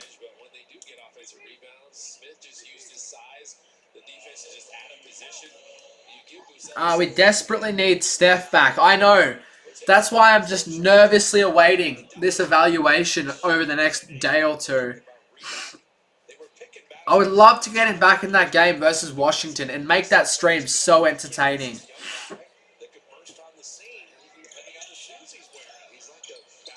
Even if Steph just plays like 20 minutes, it's just good to see him back out there. LJ, corner 3, brick. Man, this is getting a little bit concerning. Same kind of story with the Jazz game. Like, the Warriors are just behind the ball right now. It's now a 13-point lead. Now the new biggest lead of the night for Chicago. Like, with the Jazz game, we were behind the mark all night long. But it was sort of, like, consistent. Like, the Warriors were right there. Whereas in this game, you know, we were in front for a while. But then we've just completely dropped off. Like a full-on avalanche. And I don't know what's worse. Constantly being, like, just behind. Or just out of nowhere, completely flatlining. But yeah, look, if we get Steph back, hopefully next week, Seth should be back playing a little bit more consistently over this road trip upcoming. Moses hopefully shouldn't be too far away. He's a glue guy. Melt back in the lineup as well. He's currently sitting. Yeah, that's going to be helpful. Obviously, Steph going to give us 25 a night. Melt going to give us like 14. Seth going to give us probably like 10. Mo going to give us like 10. So that's already like close to nearly 50 points a game back into the rotation, which would absolutely be huge. And then instead of having guys like LJ and Nate Williams out there, you probably only need to go as deep into the rotation as guys like Spencer and Santos and those types of players, Gary Payton. You know, it goes back to the kind of normal flow of things with the rotation rather than having like the end of the bench guys play more towards the middle of the bench and then the top of the bench guys jump to the starting lineup. Like, you know what I mean? There'll be a lot more flow with the rotation. So hopefully that is sooner rather than later. Because, yeah, everyone's kind of having to play up from their typical role. Like, guys like Melton, you know, Pajemski, Santos, all have had to become, like, 25 to 30 minute a night starters. You know, guys like LJ Cryer, Nate Williams have all become like proper rotational pieces, and I'm sure from an individual perspective, all of these guys are happy that they're getting this opportunity. As an overall team, it's certainly not what you want. But we still got a while. I mean, 13 points, you know, 20 minutes of on-court action. It's still possible to pull this back in our favor, but it's going to take the Warriors a big lock in here. Like right now, we need to get it back in our favor. Because if it gets out to 20, I just, on a second night of a back-to-back, don't know if we could do it. Full team coverage Thursday at noon on NBC Bay Area. Congratulations, Spanish language coverage also available at Telemundo. Beautiful. Well, the Warriors are going to have to figure out the Bulls right now. They are playing extremely well. Buzelis. All right, so off the timeout, Warriors ball. GG's. I guess the Warriors don't want to win this game. Still a while to go. Definitely a lot more concerning right now than what it was at this point in the game versus the Jazz. And then you add in the fact that it is a second night of a back-to-back. Fatigue will surely start to kick in. It's going to be a tough fight. And when we're shooting shots like that, it's not going to be any easier. The Bulls coming up with another stop. And now they're really looking to put the foot down. Corner three for Smith misses. And Draymond going to bring in the rebound. Richard, Dre, Pajemski. Yeah, this is what we want. Pass the ball around. Spread it. Look for an open man. We got LJ in the corner. Late shot clock. Pajemski might have to shoot it himself. Nope, the roll to Horford. Finally. There we go. Good read from the man, Pods. Finding Al Horford for his 8th point of the night. Montrezl Buzelis finally misses a shot here in this third quarter. Pajemski looking to lead the charge. Off to Richard. Another handoff to Horford. This time he misses. Al Horford could have brought it back to single figures. And now it's going to be back out to a 13-point Bulls lead. Buzelis with the Euro step right past Pods. I'm a little bit annoyed at a couple of defensive plays from Pods. He's let Buzelis get past him a few times. Pajemski and misses the three as well there. Although an offensive rebound ends up with LJ, his second three of the night. You know, like I said before, I've really come to enjoy watching him play in these limited minutes. That's going to be an offensive foul on Giddy. Second offensive foul tonight on the Bulls. Pajemski drew one earlier in the game, and this time it's going to be the rookie Will Richard. Officials chatting it over. Seems like the call will stand, though. Let's have a look at the replay. Richard shuffles across. The left foot is set. Takes the contact. Giddy's still moving. To me, that looks good. Yep. Right foot gets kind of steady on the way down. I think that's fine. I think that's fine. I think that's going to be an offensive foul. Are they going to call it or not?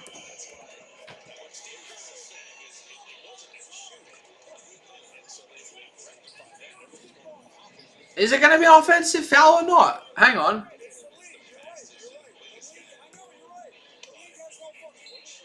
Hang on, that's not an offensive foul? What are these officials smoking? Give me some of it. It must be good. What?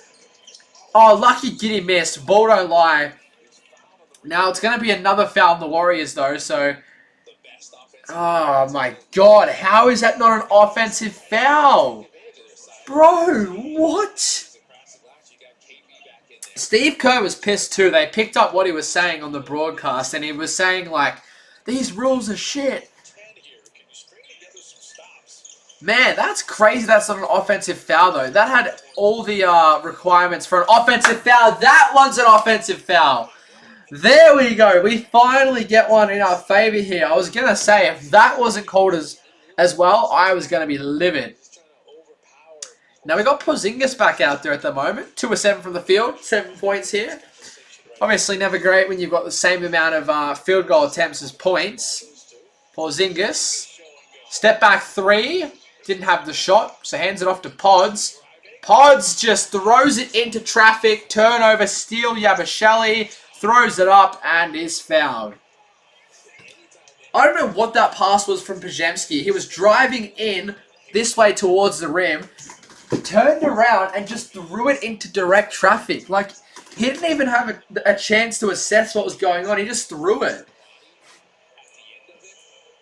That makes no sense at all. You can't believe what I'm seeing by the Warriors tonight. This is disgusting. Yeah, this has me a lot more annoyed than the Jazz game. Because the Jazz game was A, on the road. And B, we were actually a little bit more competitive in that Jazz game. And I guess C as well. I was expecting a response.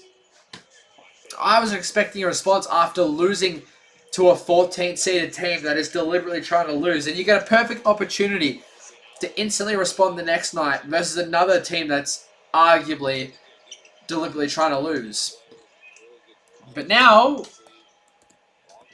we're down by 12 with half a quarter to go here in the third. And then one last 12-minute patch to try and pull off a win. So mind you guys, if we lose this, as Gary Payton smokes the layup, if we lose this, we have a losing record. That's crazy. Giddy a step back 3. Misses, and Porzingis getting a rebound. GP2 out on the break.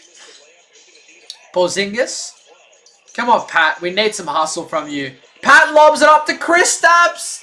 Misses the lob, but tips it back in. There we go, Kristaps.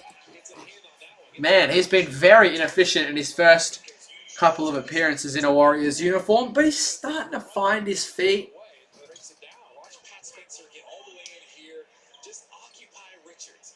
But a couple of years ago, before all the injuries or the major injuries, he would have threw that down. Kristaps, speaking of, Porzingis with the block. I think that's his second, maybe third of the night! GP2! Throws it down! Timeout Chicago, the 6'2" center. Off the running LJ Cryer miss. Gary, cleanup crew on aisle 1. LJ Cryer trying to throw it off the glass, bounces off the front of the rim, and Gary there on the follow-up work. How about that? One of the plays of the night. Booking.com has all kinds of stays. A laid-back beach house is right for some, Man, that's awesome. but not right for others. Gary's had a couple of, like, poster-type moments tonight. Obviously, the one earlier in the game was taken away, but that one there was definitely a clean basket.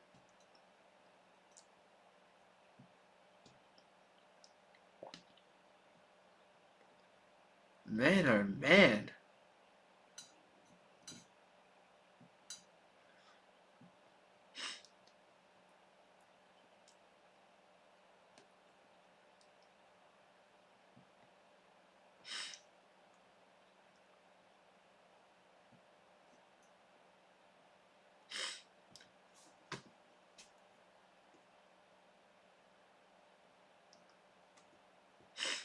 Alright, just having a look at a couple of things here. Just reading something about Seth. He should be good to go in the game versus Minnesota. I'm just reading an article here on my phone. Seems like he's fine. Just precautionary with him out tonight. Which is what we want to hear. I mean, we just cannot afford this guy back out on the sidelines. We saw how important he was last night in limited minutes, you know, coming back from a very long-term injury. He didn't skip a beat. He was awesome. 13 points, couple of threes. Yeah, just doing what he does. Sharp shooting off the bench. And I just want to see both the Curry brothers out there. Like, what a moment that would be. Finally seeing Seth and Steph hit the court. I can't believe the season's already almost over and we're still yet to see both Curry brothers play alongside each other.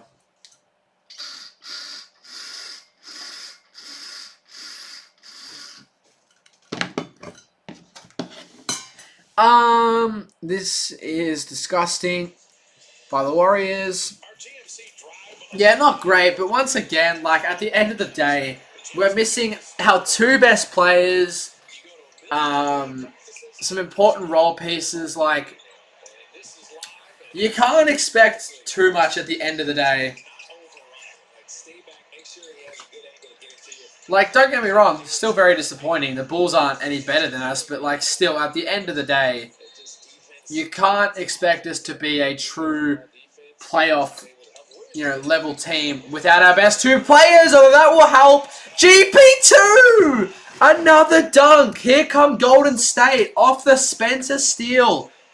Gary. Another yam. And the crowd just getting a little antsy here.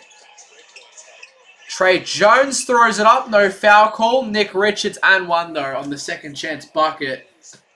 He's been good tonight, Nick Richards.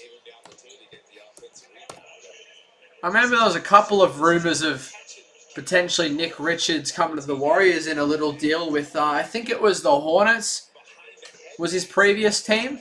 But hey, that previous play by the Warriors, Pat with the steal and then the behind the back pass.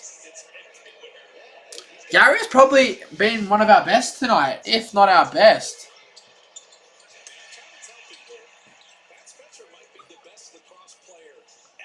Alright. So Nick Richards did miss the free throw there for the and one play. GP2 driving baseline. He's got takeover activated. LJ Cryer blows by Giddy, throws it up and one! LJ Cryer! How about that? I've been saying it all night long. If you don't have any stocks, cash in now while you can. This guy is going to have a nice little NBA career. How about that? Man. I think this has to be a career high for LJ, maybe. Let's have a look. Oh, no, he had 11 last night. He might go on to break that. Let's see. Has he had any more than 11? Oh, he had 12 in that win versus Houston. So he's had a couple of double-digit games. Playing a much-needed role. So it's going to be Warriors ball. A good defensive stop there. 5:09 left. Chance to get it back to a single possession. And with that, Buzelis is going to come back on here. So we've still got a chance to pull away with a win here. Alright, so Spencer. Gonna bring it in. Beautiful steal and no-look pass there to GP2 a minute or so ago. Let's see what he can do here. Looking for Gary once again. He's got a high screen from Gary. No, he's going to give it to Porzingis. Back to Spencer. Back to Porzingis. Throws it up. And one! Again! Kristaps, yes! Oh, thank you, thank you, thank you. Good notice there, shots of victory. Pat Spencer. Hitting the dishes and dimes. Kristaps and one. How about that? Back-to-back and one plays. And just like that, if Kristaps hits this free throw, it could be. It just could be. It is a one-possession game. All right. The unicorn. Kristaps Porzingis.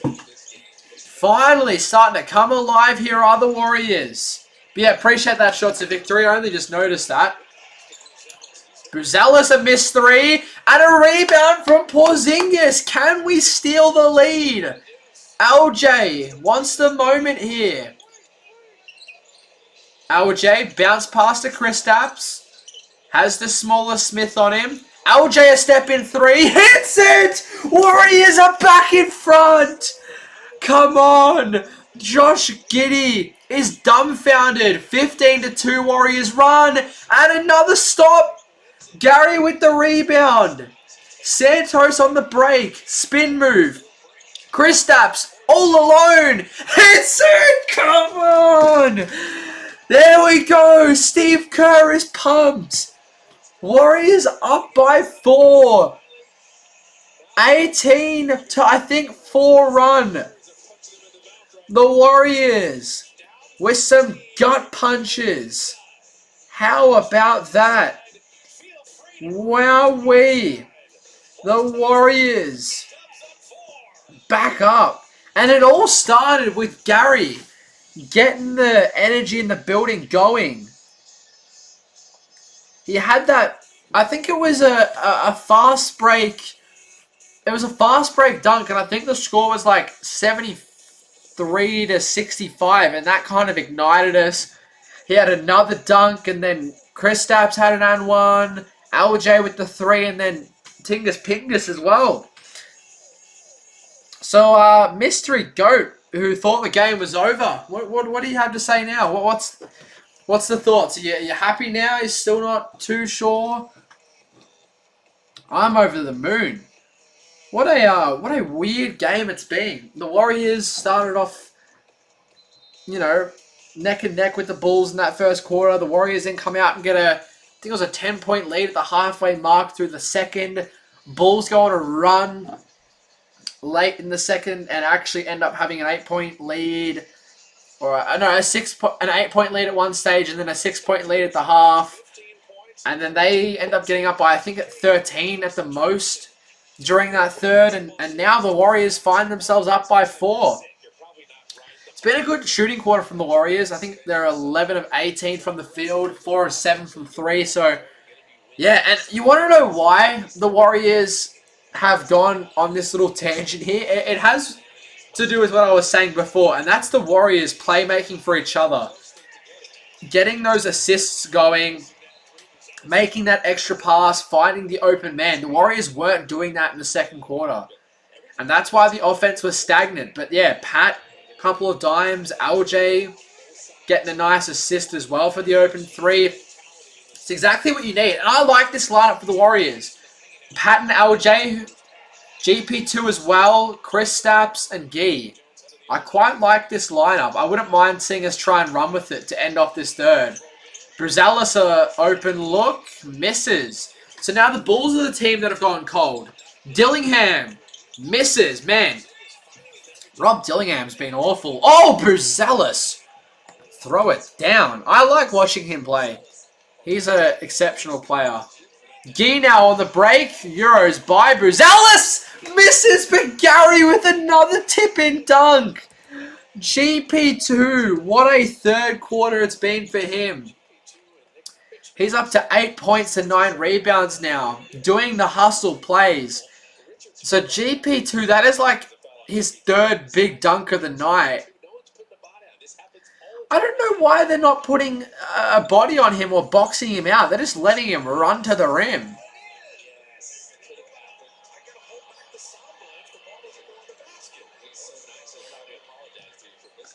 But hey, I just realized Kristaps Porzingis is up to 15 points now, guys.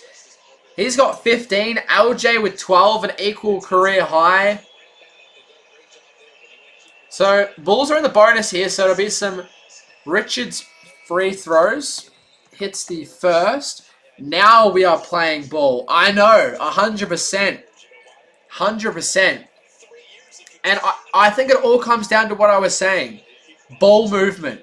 Ball movement. Playmaking for each other. Thank you to whoever just dropped a sub on the channel. If you haven't already, make sure to drop a like and subscribe to the channel. So 2 or 2 there for Nick Richards.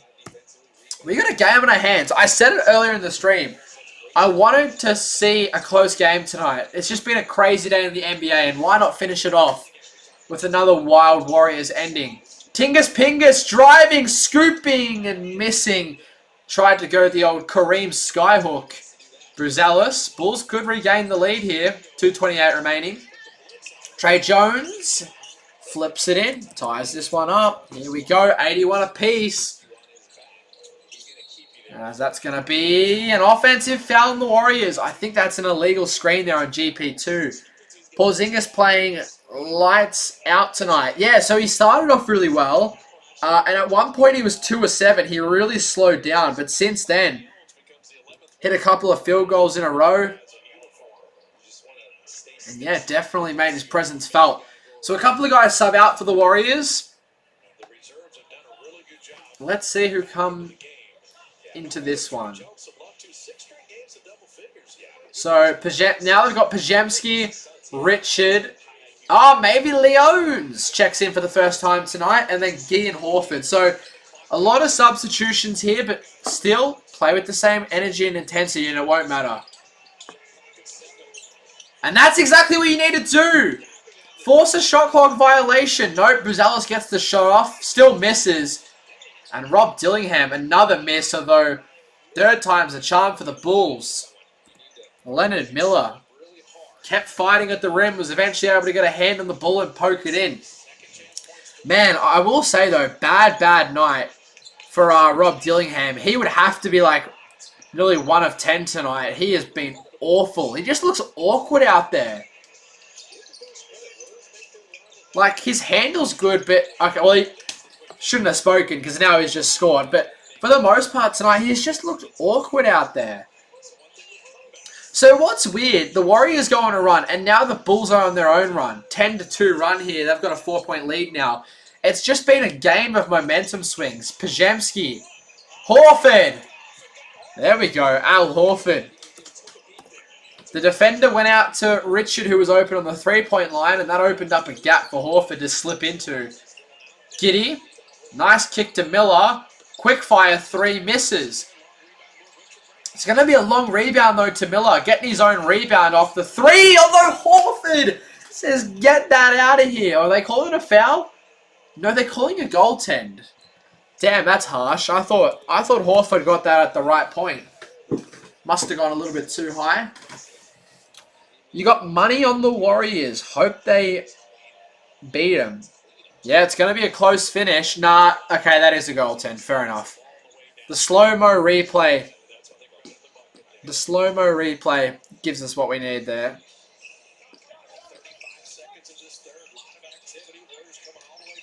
All right. Santos for 3. Misses. And maybe Leones gets the tip. Keeps the ball alive for the Warriors. Pajemski threads the needle to Horford. And he misses once again. Although Richard keeps hustling but couldn't tip it in. The Warriors had 3 chances to score on that play but couldn't get it to go.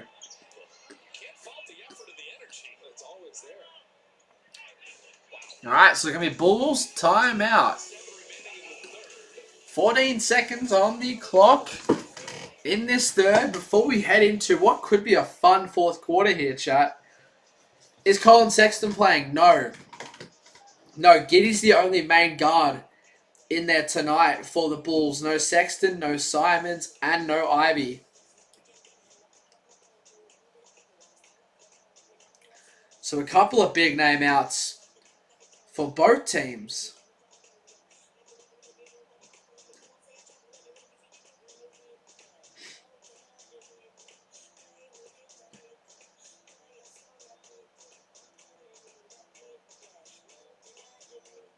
All right.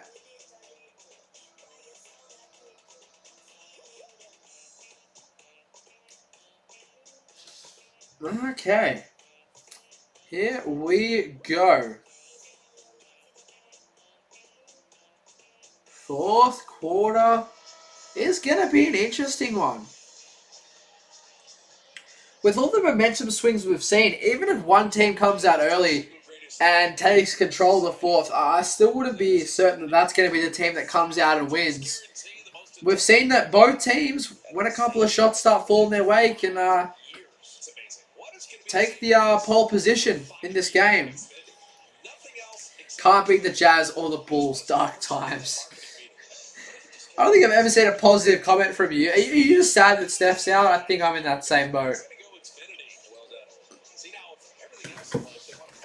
So 14.7. Can we try and get it back within striking distance?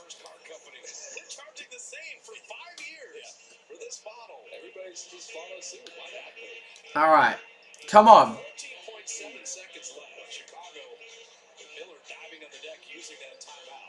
So it is going to be Bulls ball, 14.7. But if we can force them into an early shot clock type of play here, maybe we can get a heave off. And if we could hit a heave and put it back to 1. Come on. No, that's not going to be the case. Giddy's going to wind it right down. Spins. Misses. But Giddy gets the second chance. Tip in. Will it count? It will. So that's going to hurt. Bulls now go up by 6. So similar type of lead here for the Bulls. Man, that's crazy. I don't know how Giddy was able to get that off. Like, the boxing out tonight from both teams has been appalling. Both teams have just let each other just jump at the rim with no intensity or no pressure. Like, Giddy there, the guy that had the ball in his hands and took that shot, surely someone's right there with him to at least just get a hand on him when he throws up that second chance opportunity. Because in a game like this where it's been so low scoring and in a game of momentum swings, every point's going to be important.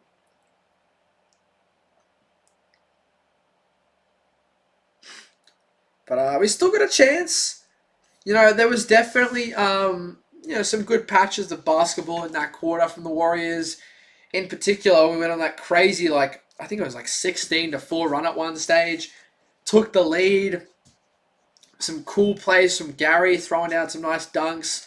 Kristaps and one. He looked good. It's already been his best performance in a Warriors uniform with 15 on the board already. Don't know how much he'll play in the fourth, but regardless, I definitely think it's been a tick in the books for Kristaps tonight as he continues to ramp up the on-court activities. All right.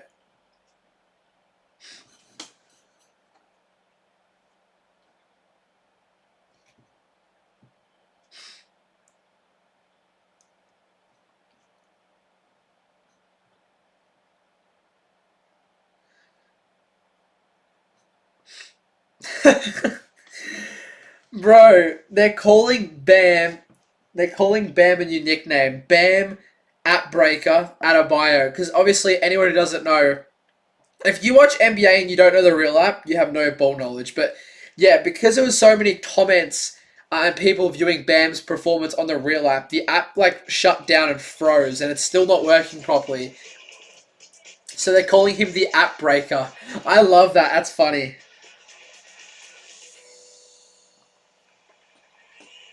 Toyota game summary heading into the fourth. It's never one thing in All right, here we go.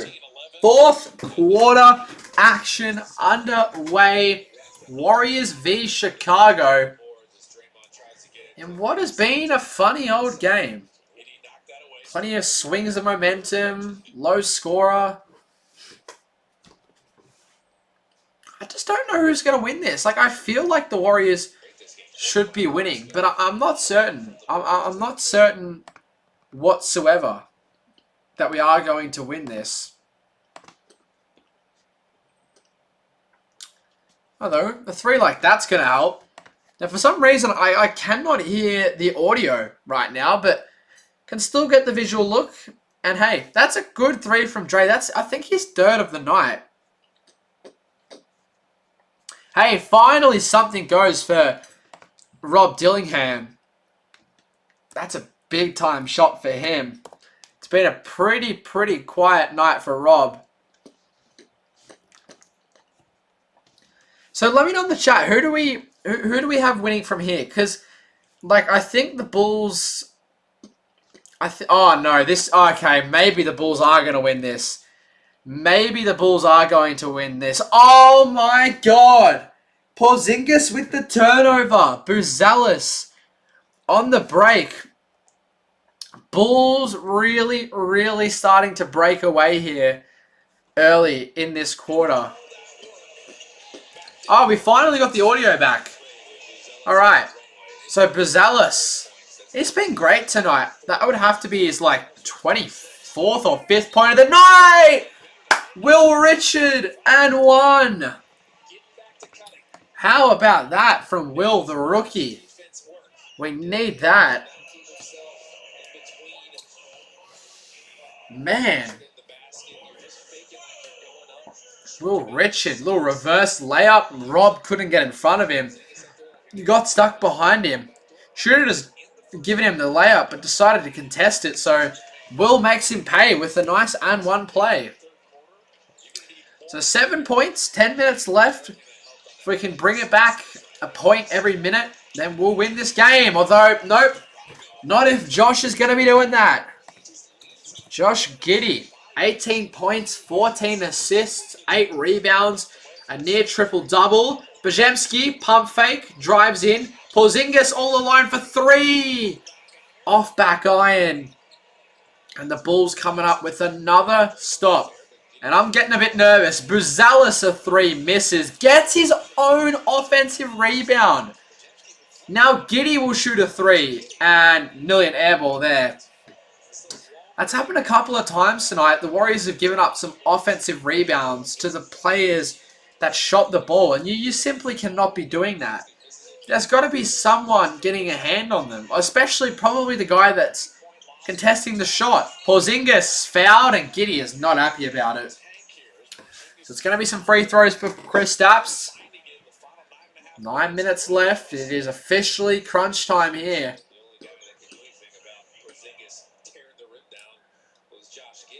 Alright. 2 for Kristaps. I still feel like we can win this game, but I'm still not 100% certain.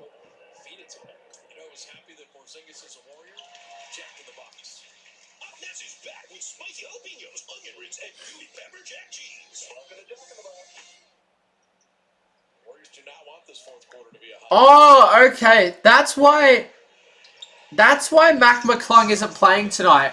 I was so confused. So Kristaps hits both free throws. I was like, why is Mac not playing tonight? Like, there has to be a reason.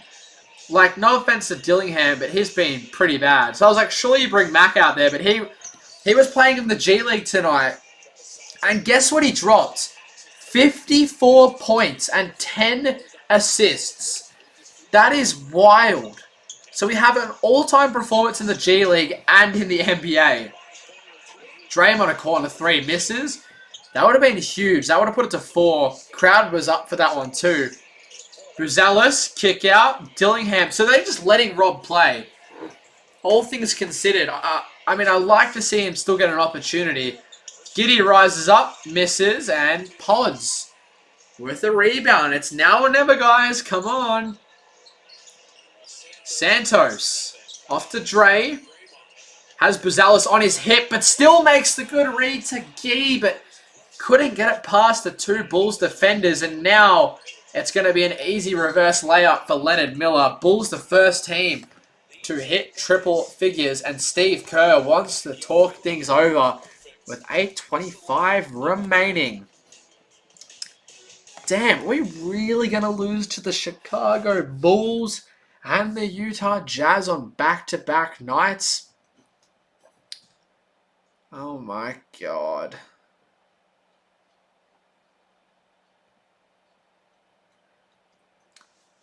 Oh my God.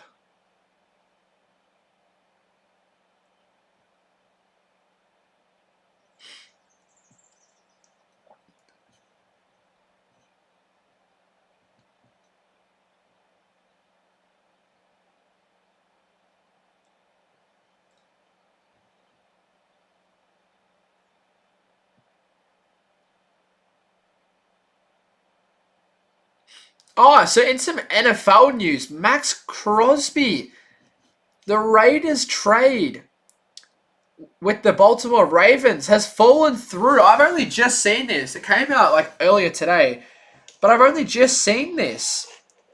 Max Crosby failed his physical, so the Ravens backed out of the deal. Damn.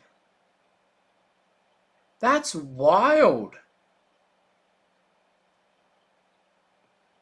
I can't believe that.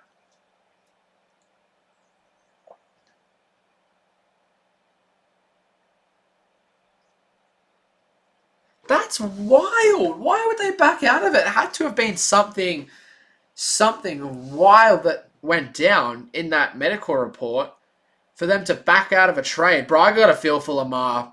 He needs to get out of here. Hey, but our 49ers picking up Mike Evans, I don't mind that at all. I reckon we might be all right next year. We'll see. We'll see. I don't know what happened to the Warriors. I can tell you what happened. One word. Injuries. I think some fans overreact too much. Like, you have to remember, we're missing our literal two best guys. The guys that make up nearly 2/3 of our salary cap. Like, we're never going to be great. And you can never expect them to be great without those two. Now, right now, they're showing some footage of Steph and Gary Payton mic'd up. Steph's kind of moving around and mucking around with Gary. And by the looks of what I'm seeing right here, I'm going to say Steph's alright. He's moving around the bench, mucking around with the guys, doing some pretend plays. I think he's fine. I think he'll be back next week. But we'll see. We'll see. Maybe the Warriors are just shutting him down quietly. We'll wait and see. I mean, I think that'd be stupid to do so, but we'll see what decision they end up making. Alright, so LJ Cryer now. It's officially game on. Warriors need to make a move now. Otherwise, this is going to be another disappointing loss to another mediocre team. Santos a three. Off the side of the backboard. Guy Santos, who shot 1 of 7 from 3 last night, is 2 of 6 tonight. So 3 of 13 these back-to-back nights. As Montes Buzalis, he is going crazy. He's got 29 tonight, and him and Giddey, the cornerstones of this pretty dysfunctional Bulls organization. Horford dared to shoot. Why are you leaving Al Horford open, man? One of the rare guys that can actually shoot it at a consistent rate for the Dubs. Oh, spiked away by Payton. And now the Warriors are going to break away in transition. LJ Cryer. Kickoff to Horford. Now to GP2. Pat Spencer pump fake, and we'll get an easy layup. Alright, hang on a second now. If we can get a stop here, get another bucket, it's game on. Alright, a little bit of defense chance ringing around. It's going to be a foul on GP2.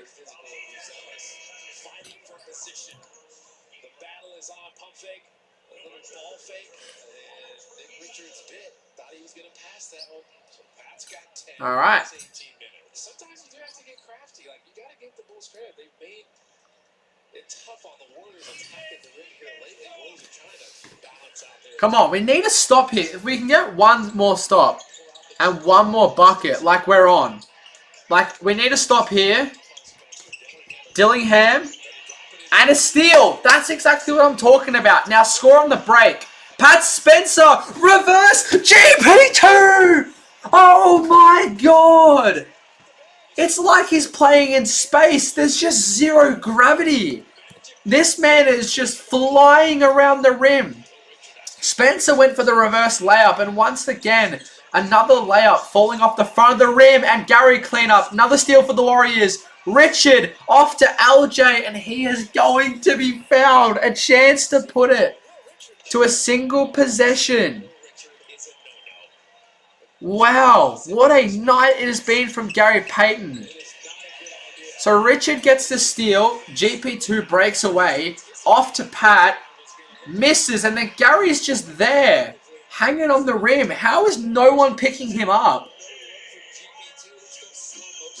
And now LJ has a chance to set a career high. If he hits... Alright, yep, hits the first one. So a career high for LJ Cryer. With 13 points. And this free throw here will put it to one possession. Put LJ on 14 points. And also put the Warriors in triple figures on 100 points. And he does that. So here we go. This could be back-to-back clutch time games now for the Warriors. Obviously, last night in Salt Lake City, Warriors had a game that went down to the final shot. I've got a feeling there's going to be a bit of a swing in momentum in this game. It feels like the Bulls are going to have a punch of their own, and they do. Trey Jones. He's been very good tonight, Trey Jones, off the bench. Him, Buzalis, and Giddey. They've been the three.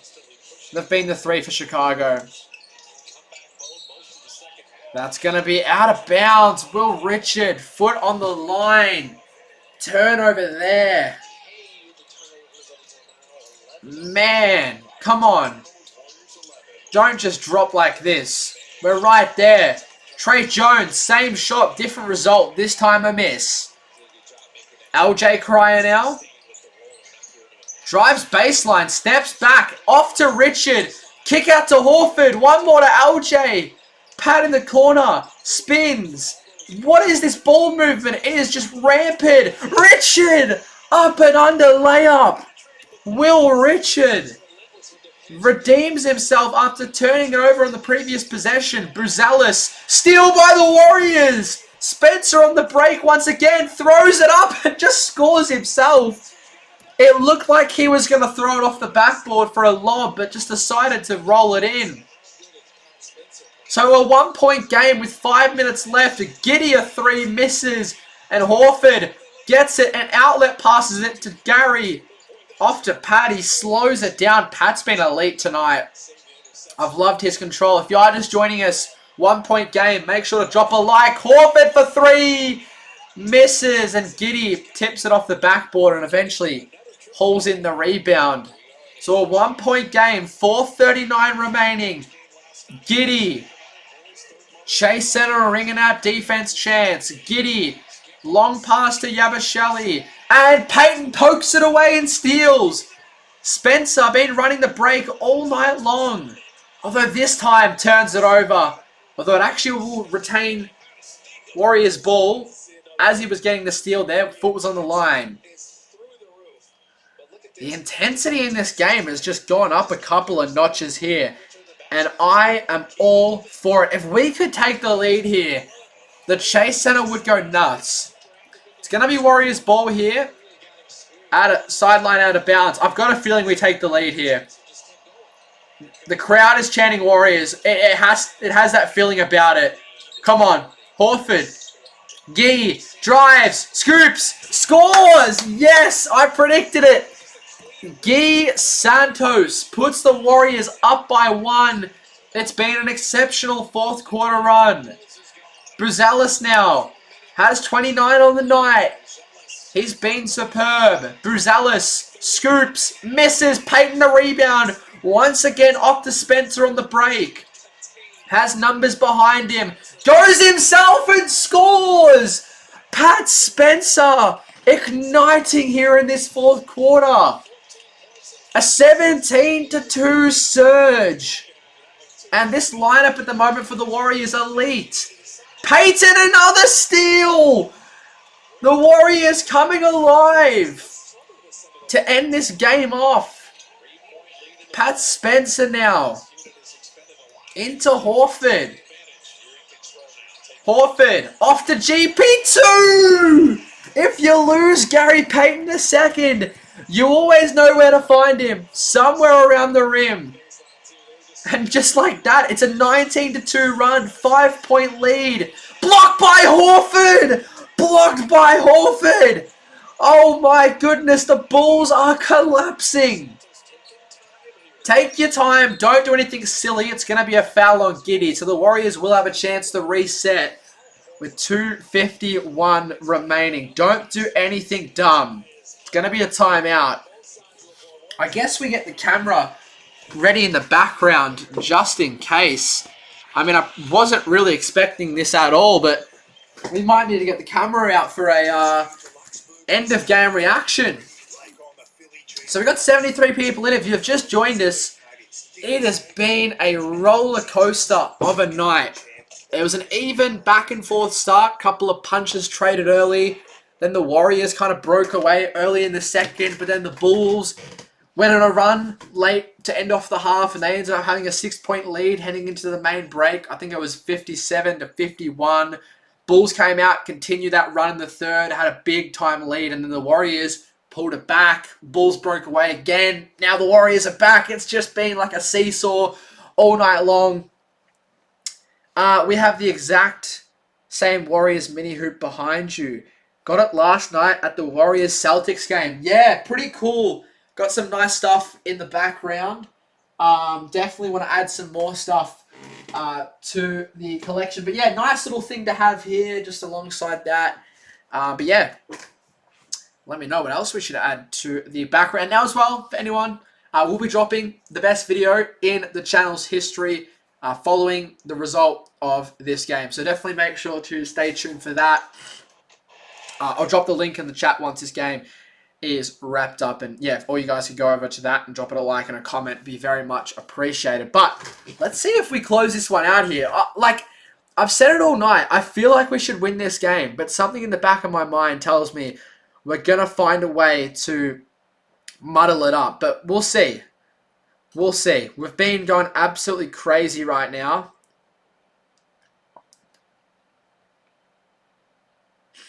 But I don't know, what was kind of weird there for the Bulls? Like, why did they not call a timeout? And I know the answer is probably because they don't want to win. But, like, if the Warriors are going on a run like this, they should have called this timeout like 30 seconds ago. Now, I'm not complaining at all, but, like, I don't know, just an interesting coaching decision there.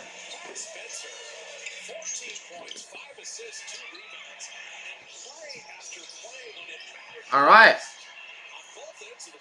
Here we go. 74 in chat. If you haven't already, make sure to drop a like and sub to the channel for more Warriors videos, content, streams, shorts, the whole lot. Let's support our boys ending off this game. Let's get a dub at home. One of the few games we have at the Chase Center in the month of March.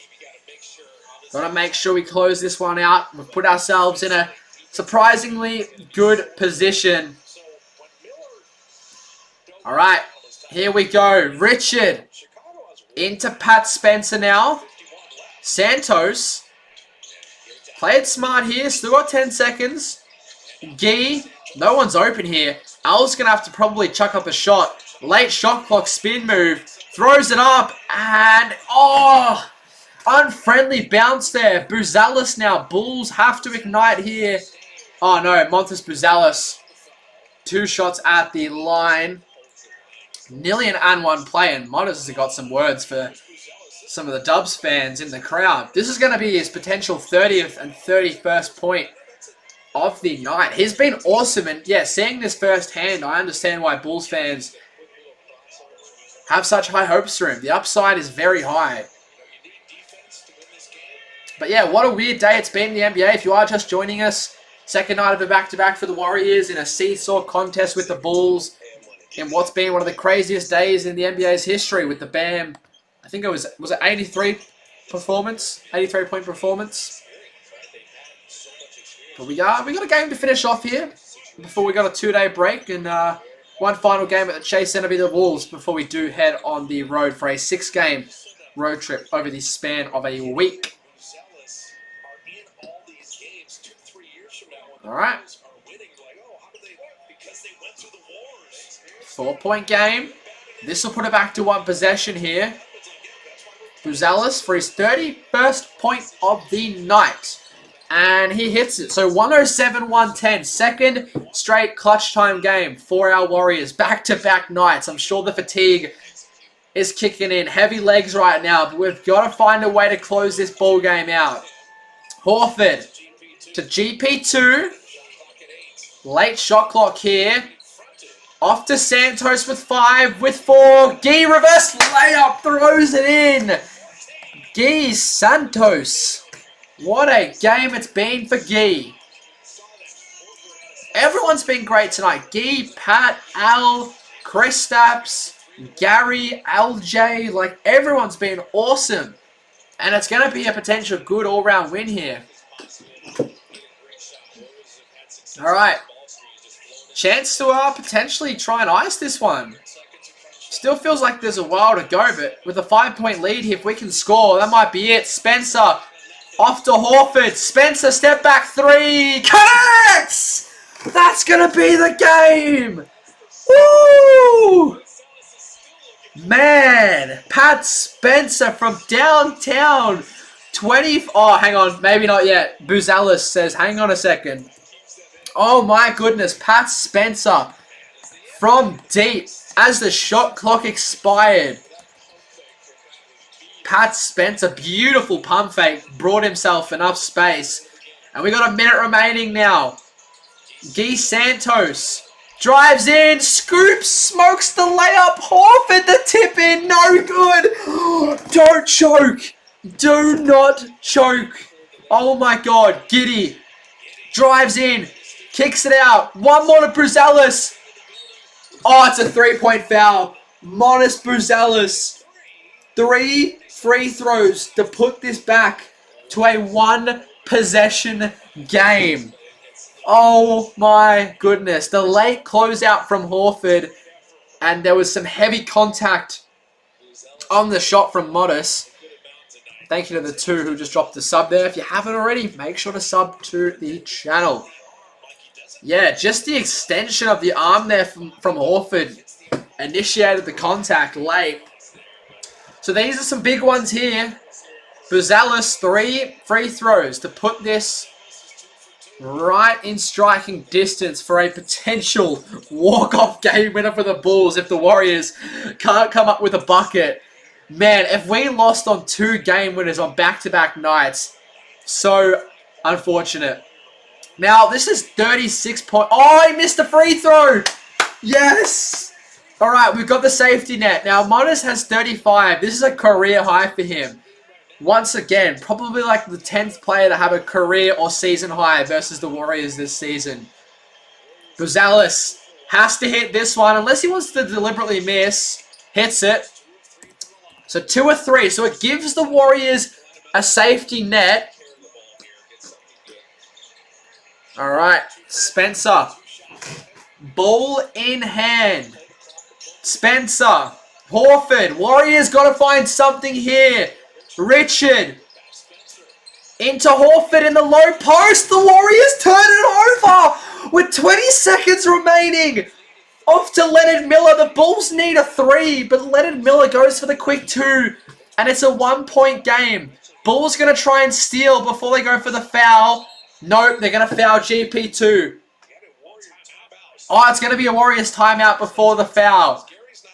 I was going to say, luckily they fouled there because you definitely didn't want Gary Payton II being the guy at the free throw line.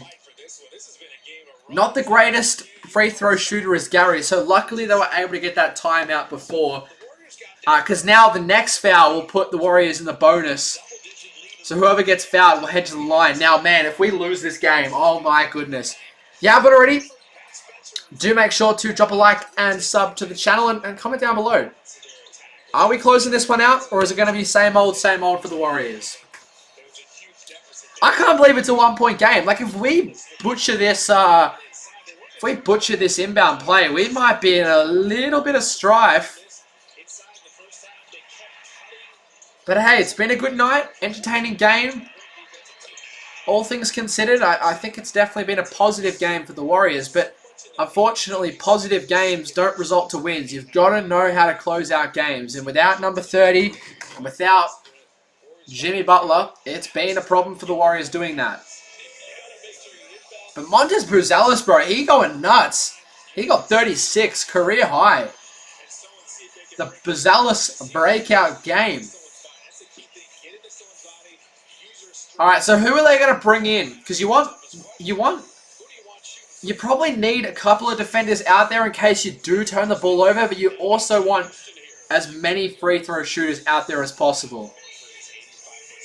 So Josh Giddey triple-double, Buzelis 36. So those two have kind of been the staple points for the Bulls, where the Warriors has been a bit more of an even spread across the board. A lot of guys having 10 points and a few other stats alongside it. So they got Porzingis out there. So it is LJ Cryer, Porzingis, Horford, Gee, and Pat. Let's see. So LJ Cryer out there for crunch time minutes. The youngster might get some free throws here, unless he's a trigger. Try and maybe get... Yep, he is. Nope. It's going to be another timeout. I was going to say, I thought they were going to use LJ as like a trigger in the backcourt. Like pump fake, him run up, and then someone slip into his space in the backcourt right alongside the inbound. He did that. LJ moved at the right spot and the right time, but the Bulls read the play. So the Warriors will reset. Final timeout here. If they screw this up, there's no timeouts to save themselves. Man, this is going to be interesting. This is going to be interesting. 17.5. And the thing is, even if the Warriors hit 2 free throws, Bulls have a chance to send it to OT. Oh my goodness. How are we feeling in the chat? We nervous? Or do we think the Warriors get this done?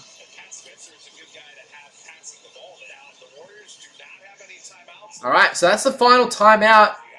That's it. We messed this up. We are potentially screwed here. Here we go. Timeout over. I would like to see LJ Cryer out there again. I honestly wouldn't mind him shooting the free throws.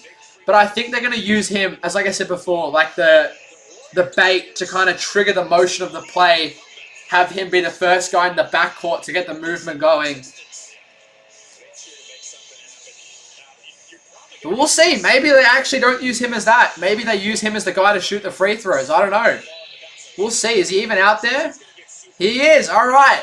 I want to see LJ get some free throws. I backed the youngster in. We're so nervous. I know. Here we go. Warriors inbound. It gets to LJ. Come on. Bring it up. Bring it up. Pass the ball around. Bulls aren't fouling. Warriors burning clock. LJ is eventually going to be fouled. And like I said, the youngster going to take some free throws to potentially ice the game. Now, if he misses one, oh, we might be in some trouble. If he hits both, worst case, we go to OT. We get 5 more minutes of action. We got 177 people watching. If you haven't already, make sure to hit that sub button. We got a new video dropping on the channel at the proceedings of this game. So, obviously on the second, between the first and second free throw, they'll bring in some defensive players with the Warriors. So, Cryer hits the first. Yes. LJ. So, that, like I said, the Warriors bring in some defensive reinforcements for this final possession. So, they got GP2, Draymond, Horford, and I think Gee as well. Obviously, LJ at the line. So, they'll definitely look to attack LJ. Now, they'll probably call a timeout here, I would assume, the Bulls. LJ, 2-2. Take a bow. LJ Cryer.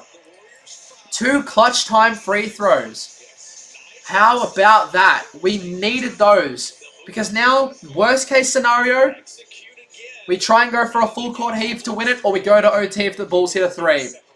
But LJ Cryer, how about that? But like I said, new video dropping at the end of this game.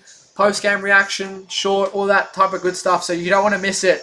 Make sure to hit that subscribe button. We'll be streaming plenty more Warriors games to end off the season.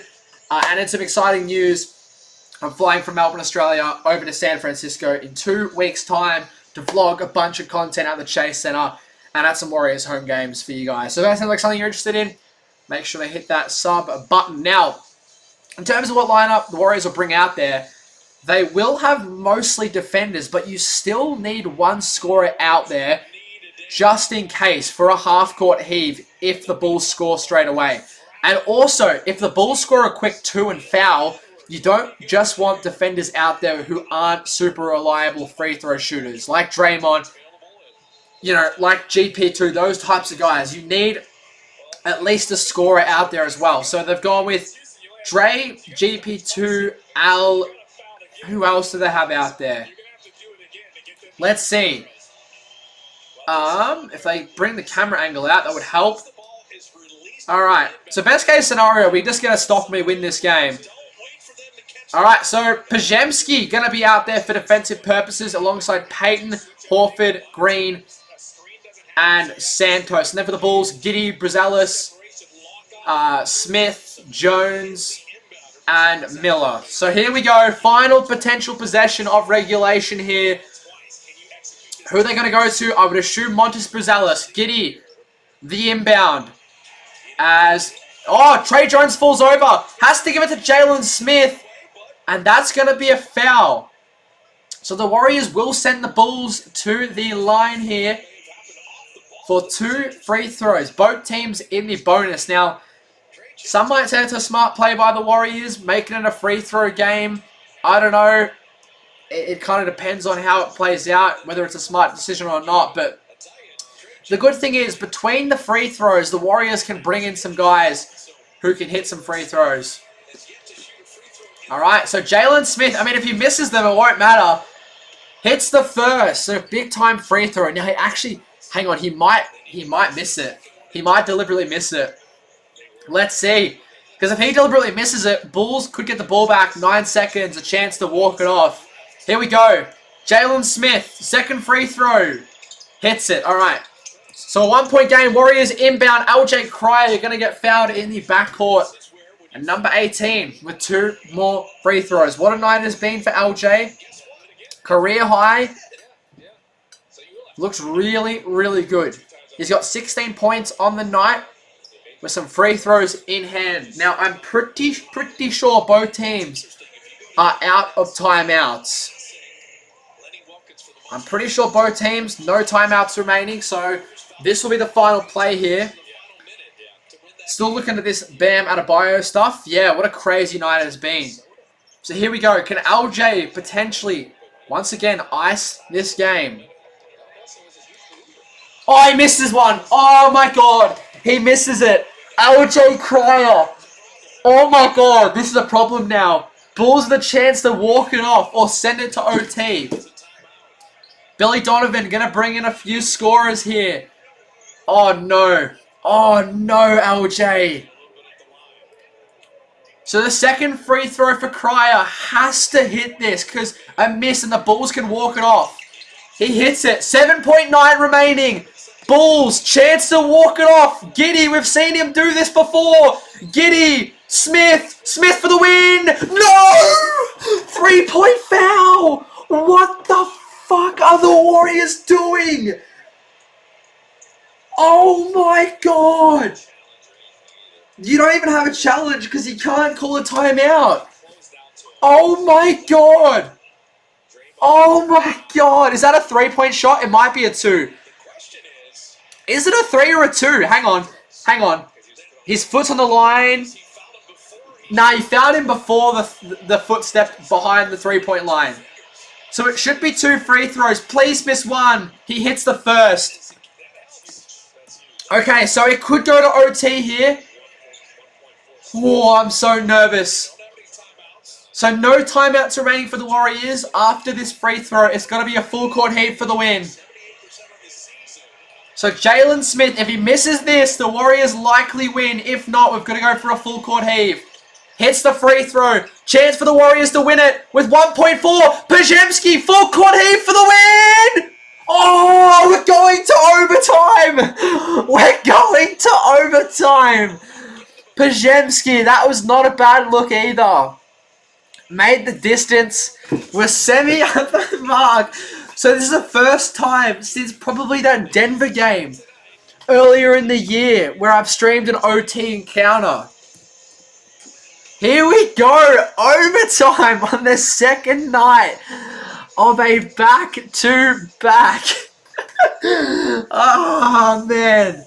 I thought Pods was going to hit that. They gave him a lot of space.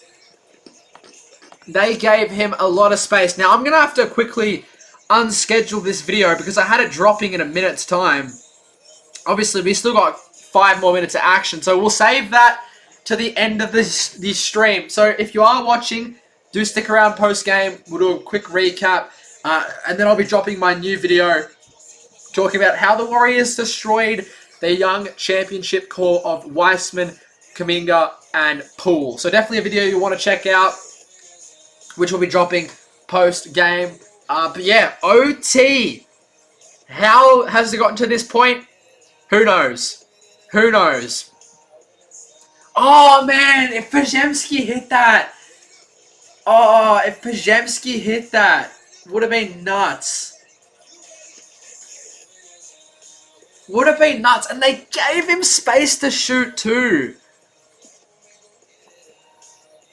Oh, man. Ah. I will say, though, shout out Jalen Smith. 4 clutch time free throws to seal it. Not to seal it, to send it to OT, to stop the Warriors from sealing it. Man, if LJ hit that free throw, the game's over. We go home. Man. Alright, so here we go. OT, the Bulls, led by 36 in regulation from Bozales, and an impressive triple-double from Giddey.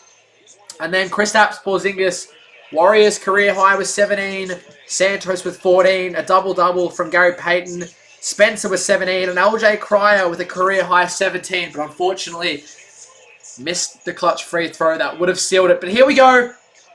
Overtime, we're going to get a jump ball in the middle to kick off this 5-minute period. It's been a while since we've streamed an OT game, so hopefully it's a good one. Hopefully we don't just run out of energy. I'm a little bit concerned about that being the case, but let's see what we can do. The Warriors, 3 overtime appearances this season, and they are 2-1. The Bulls, only 1 overtime period so far this year, and they lost. So here we go. Bulls going to win the jump ball to begin OT. And Josh Giddey going to start things off. So each team with 2 timeouts and a 5-minute period. Here we go.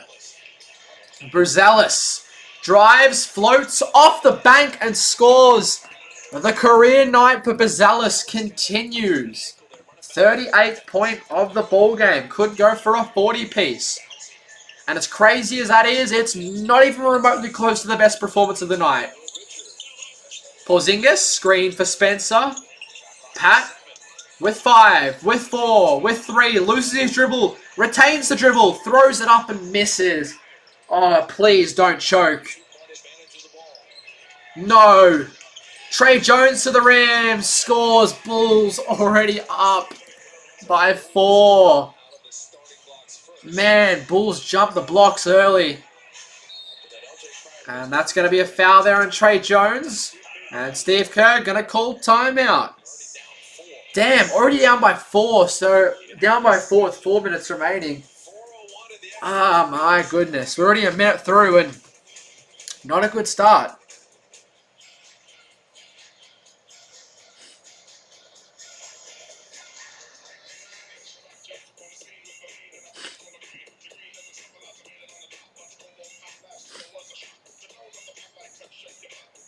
All right.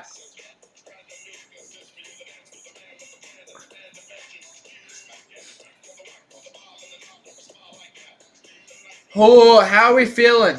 How are we feeling? I'm not too happy with this overtime start.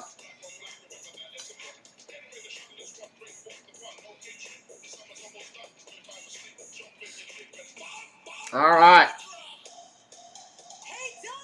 Damnation. Here we go. Come on. We really cannot afford to lose this. If we win this, we go back above the Clippers. So we need this W. Now, got 100 in. Make sure to drop a sub. See how close we can get to 1.7K by the end of the month. Take the Warriors on the go this season. Stream the games in the NBC Sports app. Brought to you by Toyota. And after the game Friday against Minnesota, a 6-game road trip for the Warriors. There we go. All right. Now, hang on a second. I wasn't expecting this to go to OT. So my iPad is about to go flat here. And we don't want to miss the ending of this. Here we go. All right. So Santos into Pat Spencer. Loopy pass. Now off to Horford. Now off to Green. Gee, gonna drive in. Gonna spin. Out to Richard. With 5, with 4. Draymond has to hit a 3 here. Draymond from downtown! Draymond Green! How do you do? Draymond, 4th triple of the night. And finally, the Warriors get on the board. Trey Jones, sidestep, off to Giddey. Warriors needing a stop here. Potentially could regain the lead. Giddey, step through. Off to Jones with 2, with 1. Warriors with the steal. Would have been a shot clock violation, but Dre poked it away. Santos now drives baseline. Out to Horford. All alone for 3. Oh, misses. Al Horford. That would have been huge. Put the Warriors up by 2. Giddey. Jalen Smith misses. So 2:54 left. Warriors still down by 1. Draymond. Off to Spencer. High screen for Pat. Hit that big time 3 in the 4th. Gee has Will open. Decides to go to Pat Spencer. Back to Horford. Another chance for Al. But another miss for the 39-year-old veteran. Trey Jones blocked by Draymond. Yes, Draymond, what a block. Now it's still going to be Bulls ball here, but Draymond, what a denial on the glass. Draymond getting it done here in OT with a 3 and a block. So Bulls ball, Buzelis with 38. Make it 41 if he hits it. Oh my God. Montes Buzelis having himself a night. 41 points, but like I said before, compared to Bam's 83, that's peanuts. Richard a 3, man, I think the Warriors are going to choke this. No, come on. Giddey splits 2, drives, and scores. Down by 6, the Warriors have run out of juice here. Got to execute this final 2 minutes. Exactly perfect. Horford. We don't need 2s. We got to hit a 3. Horford. Pass the ball. 3rd straight field goal miss for Horford. It's going to be Warriors ball. Last touch by Chicago. But what is Al doing? 3 straight field goal misses. We got to score on this possession. A 3 would be ideal. But just anything right now. 1 bucket for this entire period so far. Santos a 3. Yes! Gee for 3. Boom! Gee for 3. 1 possession game. Gee Santos with 17. Giddey now. We know he loves to walk him off. Giddey. Off to Trey Jones. Trey splits the D and scores. We cannot get a stop. Minute 22. Pat Spencer now going to get the high screen from Gee. Drifts backwards. Pat now gets doubled. Left all alone now. Spencer. Open 3 misses. That's the fourth open three of the OT period that the Warriors have missed, and it's going to come back to haunt them. Oh my God. Brazelis misses. Last chance now for the Warriors. Absolute last chance. We come up on an empty possession. That's your ball game. Spencer. Corner three. Doesn't want it. Off to Draymond. Horford. We have to shoot. Gia corner three. Misses. Bulls going to win. Bulls are going to win. Bulls going to walk into the Chase Center and win. Brazelis with a cherry on top. Misses. Hang on. Hang on. Hang on. Hang on. Quickly. Go. Pat Spencer, you've got to hit this. Don't drop the ball. Spencer a three. Shoot. Misses. Bulls are going to win. Bulls are going to steal it in overtime. Warriors are going to foul. I cannot believe this. What an embarrassing overtime period. Now, look, on the second night of a back-to-back, no Steph, no Jimmy. It's a little bit...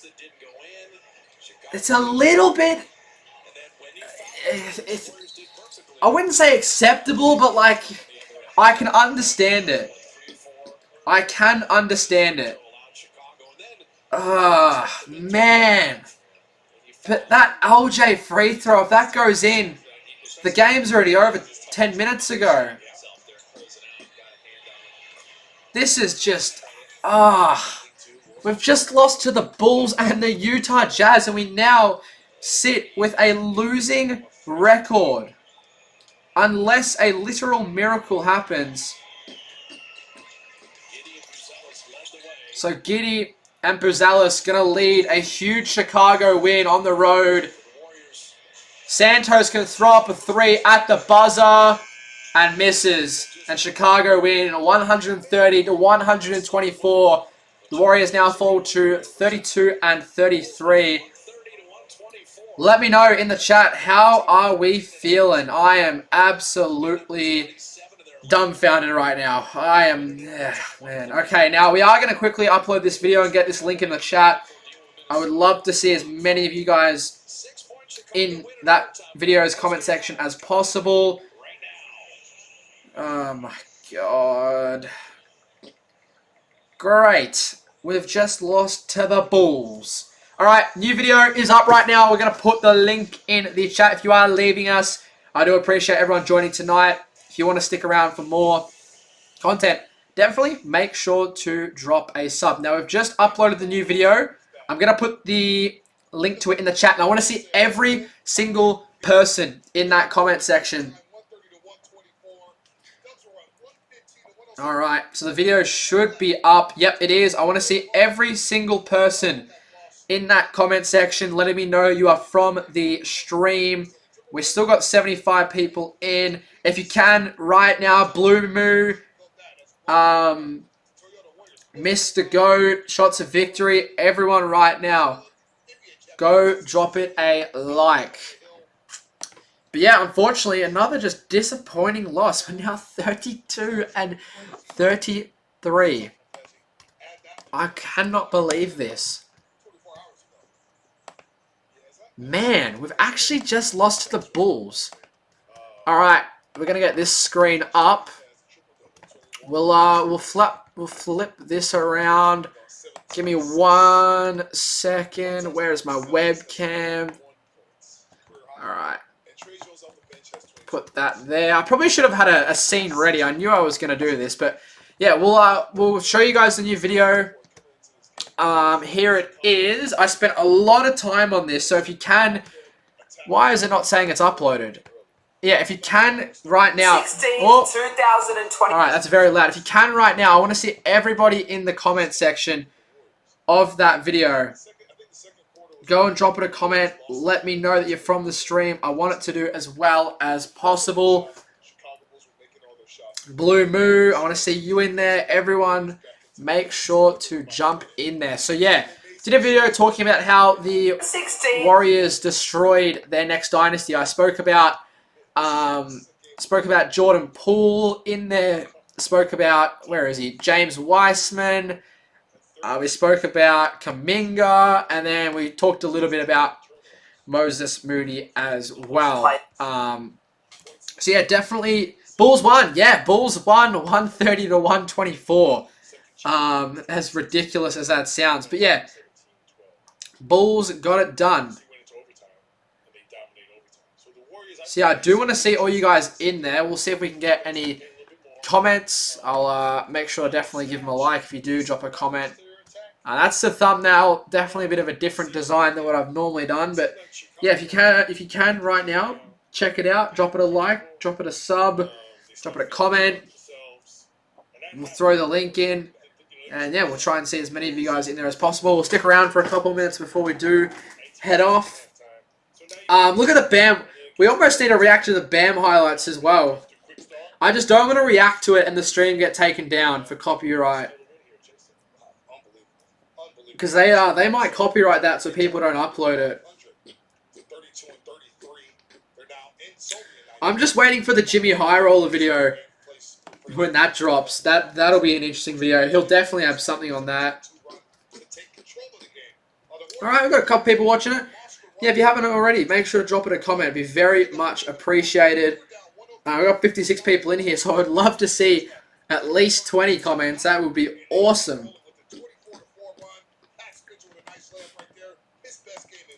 Alright. We'll stick around for a few minutes, but yeah, what a weird and wild and crazy day in the NBA. Bam, 84 points, some close finishes.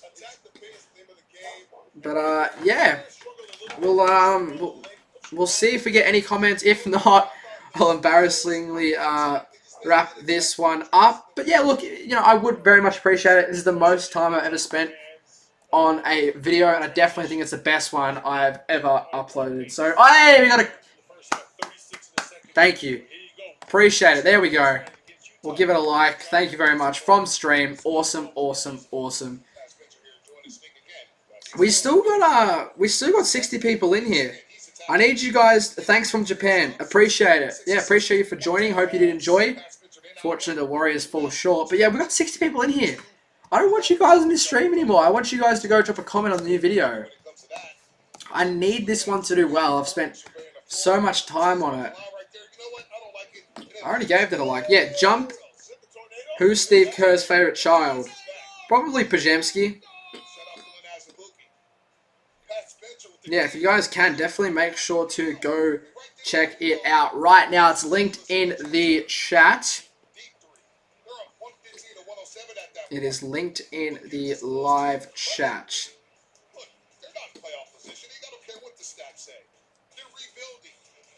We've still got 54 in. Make sure to check out the video. Check out the video. But yeah. Blue Moo, where are you? Where are you, Blue Moo? Shots of victory. Haven't seen him for a while. That's alright. Yeah, if you guys do want to comment, obviously appreciate it. Obviously, at the end of the day, you don't have to if you don't want to, but it would be very, very much appreciated. But man, what a game. I seriously cannot believe we lost that. Honestly embarrassing that we lost that. But yeah, let me just show you guys a little bit of the video so you can kind of know what to expect. Now, I don't know if this is going to be loud or not. 16th, 2012. Let me see if that's something you guys can actually hear. I do want to see if that's something you guys can hear. Honestly embarrassing that we lost that. But yeah, let me just show you guys a little bit of the video so you can kind of know what to expect. Now, I don't know if this is going to be loud or not. Yeah, okay. So let me just show you guys a little bit of this video. And the Golden State Warriors have just reached the top of the NBA. Obviously, the kind of typical like documentary, analytical style of video. Once again. But yeah, try to incorporate high quality clips, some good graphics. Some gameplay clips in between, like this. It's over. The Golden State Warriors return. So just stuff like that. Yeah, just try to make it as entertaining as possible. Yeah, obviously some what do you call it, article type stuff. And yeah, obviously just some graphics. Yeah, graphics like that. Yeah, just some good stuff. I enjoyed making it, and then yeah. Obviously, some like media clips like this. With your teammates, or you have disagreements, or just stuff like that. So yeah, Had a lot of fun making it. Took me a while, so I would love for it to do well. I really probably spent a good week making that video. So yeah, hopefully it does do well. And yeah, definitely do more videos like that in the near future. But I guess that'll be it. We'll probably wrap it up. Got a couple people checking out the video, which is always good. Appreciate those who have done so. But yeah, that's going to do it. Warriors gonna get it done. Warriors gonna get it done. Psych? No. We lost to the Chicago Bulls. No. We didn't get it done at all. Oh, man. I'm going crazy now. I'm starting to lose my bloody mind. I should probably stop talking now before I actually go mental. I'm all over the place now. I simply cannot believe we've lost that. But yeah, as always, appreciate everyone who jumped in the stream today. A lot of fun. Crazy game. Fun game. I enjoyed it. It's been a while since we've streamed an OT game on the channel. I missed the last couple of OT games. But yeah, 50-50 chance that I stream the game versus the Wolves this weekend. Definitely won't be streaming the next game, but then we'll be back for the Wizards, Celtics, and Pistons games, all live on the channel. But like I said, please, if you can, it'd be so much appreciated. Like I said, spent a good 20 plus hours editing this video. My favorite video I've ever uploaded.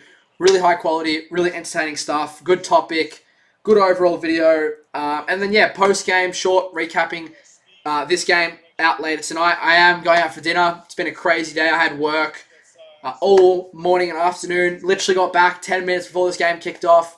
Do all my post-game content, promote the video, go out and get some dinner with the fam, come home, and then get working on the next video. Grind don't stop, baby. I love doing this thing. Love doing this stuff, man. I love this Warriors community, and I'm happy that I'm a part of it in some shape or form. But as always, everyone, stay safe. Go Dubs. See you, hopefully, for the Warriors-Wolves game. And, hey, everyone, fingers crossed for the Steph evaluation. We can only hope that it will be a positive one. But the Bulls come into the Chase Center and win 130-124 in overtime. See you soon. Watch the new video. Watch it now. Click the link as I end this stream. I want to see all 48 of you in that comment section. The link is right here. Look, all you have to do is see this link, click it, skip past the ad or watch the ad, whatever you want to do. Go down here and comment. It's easy.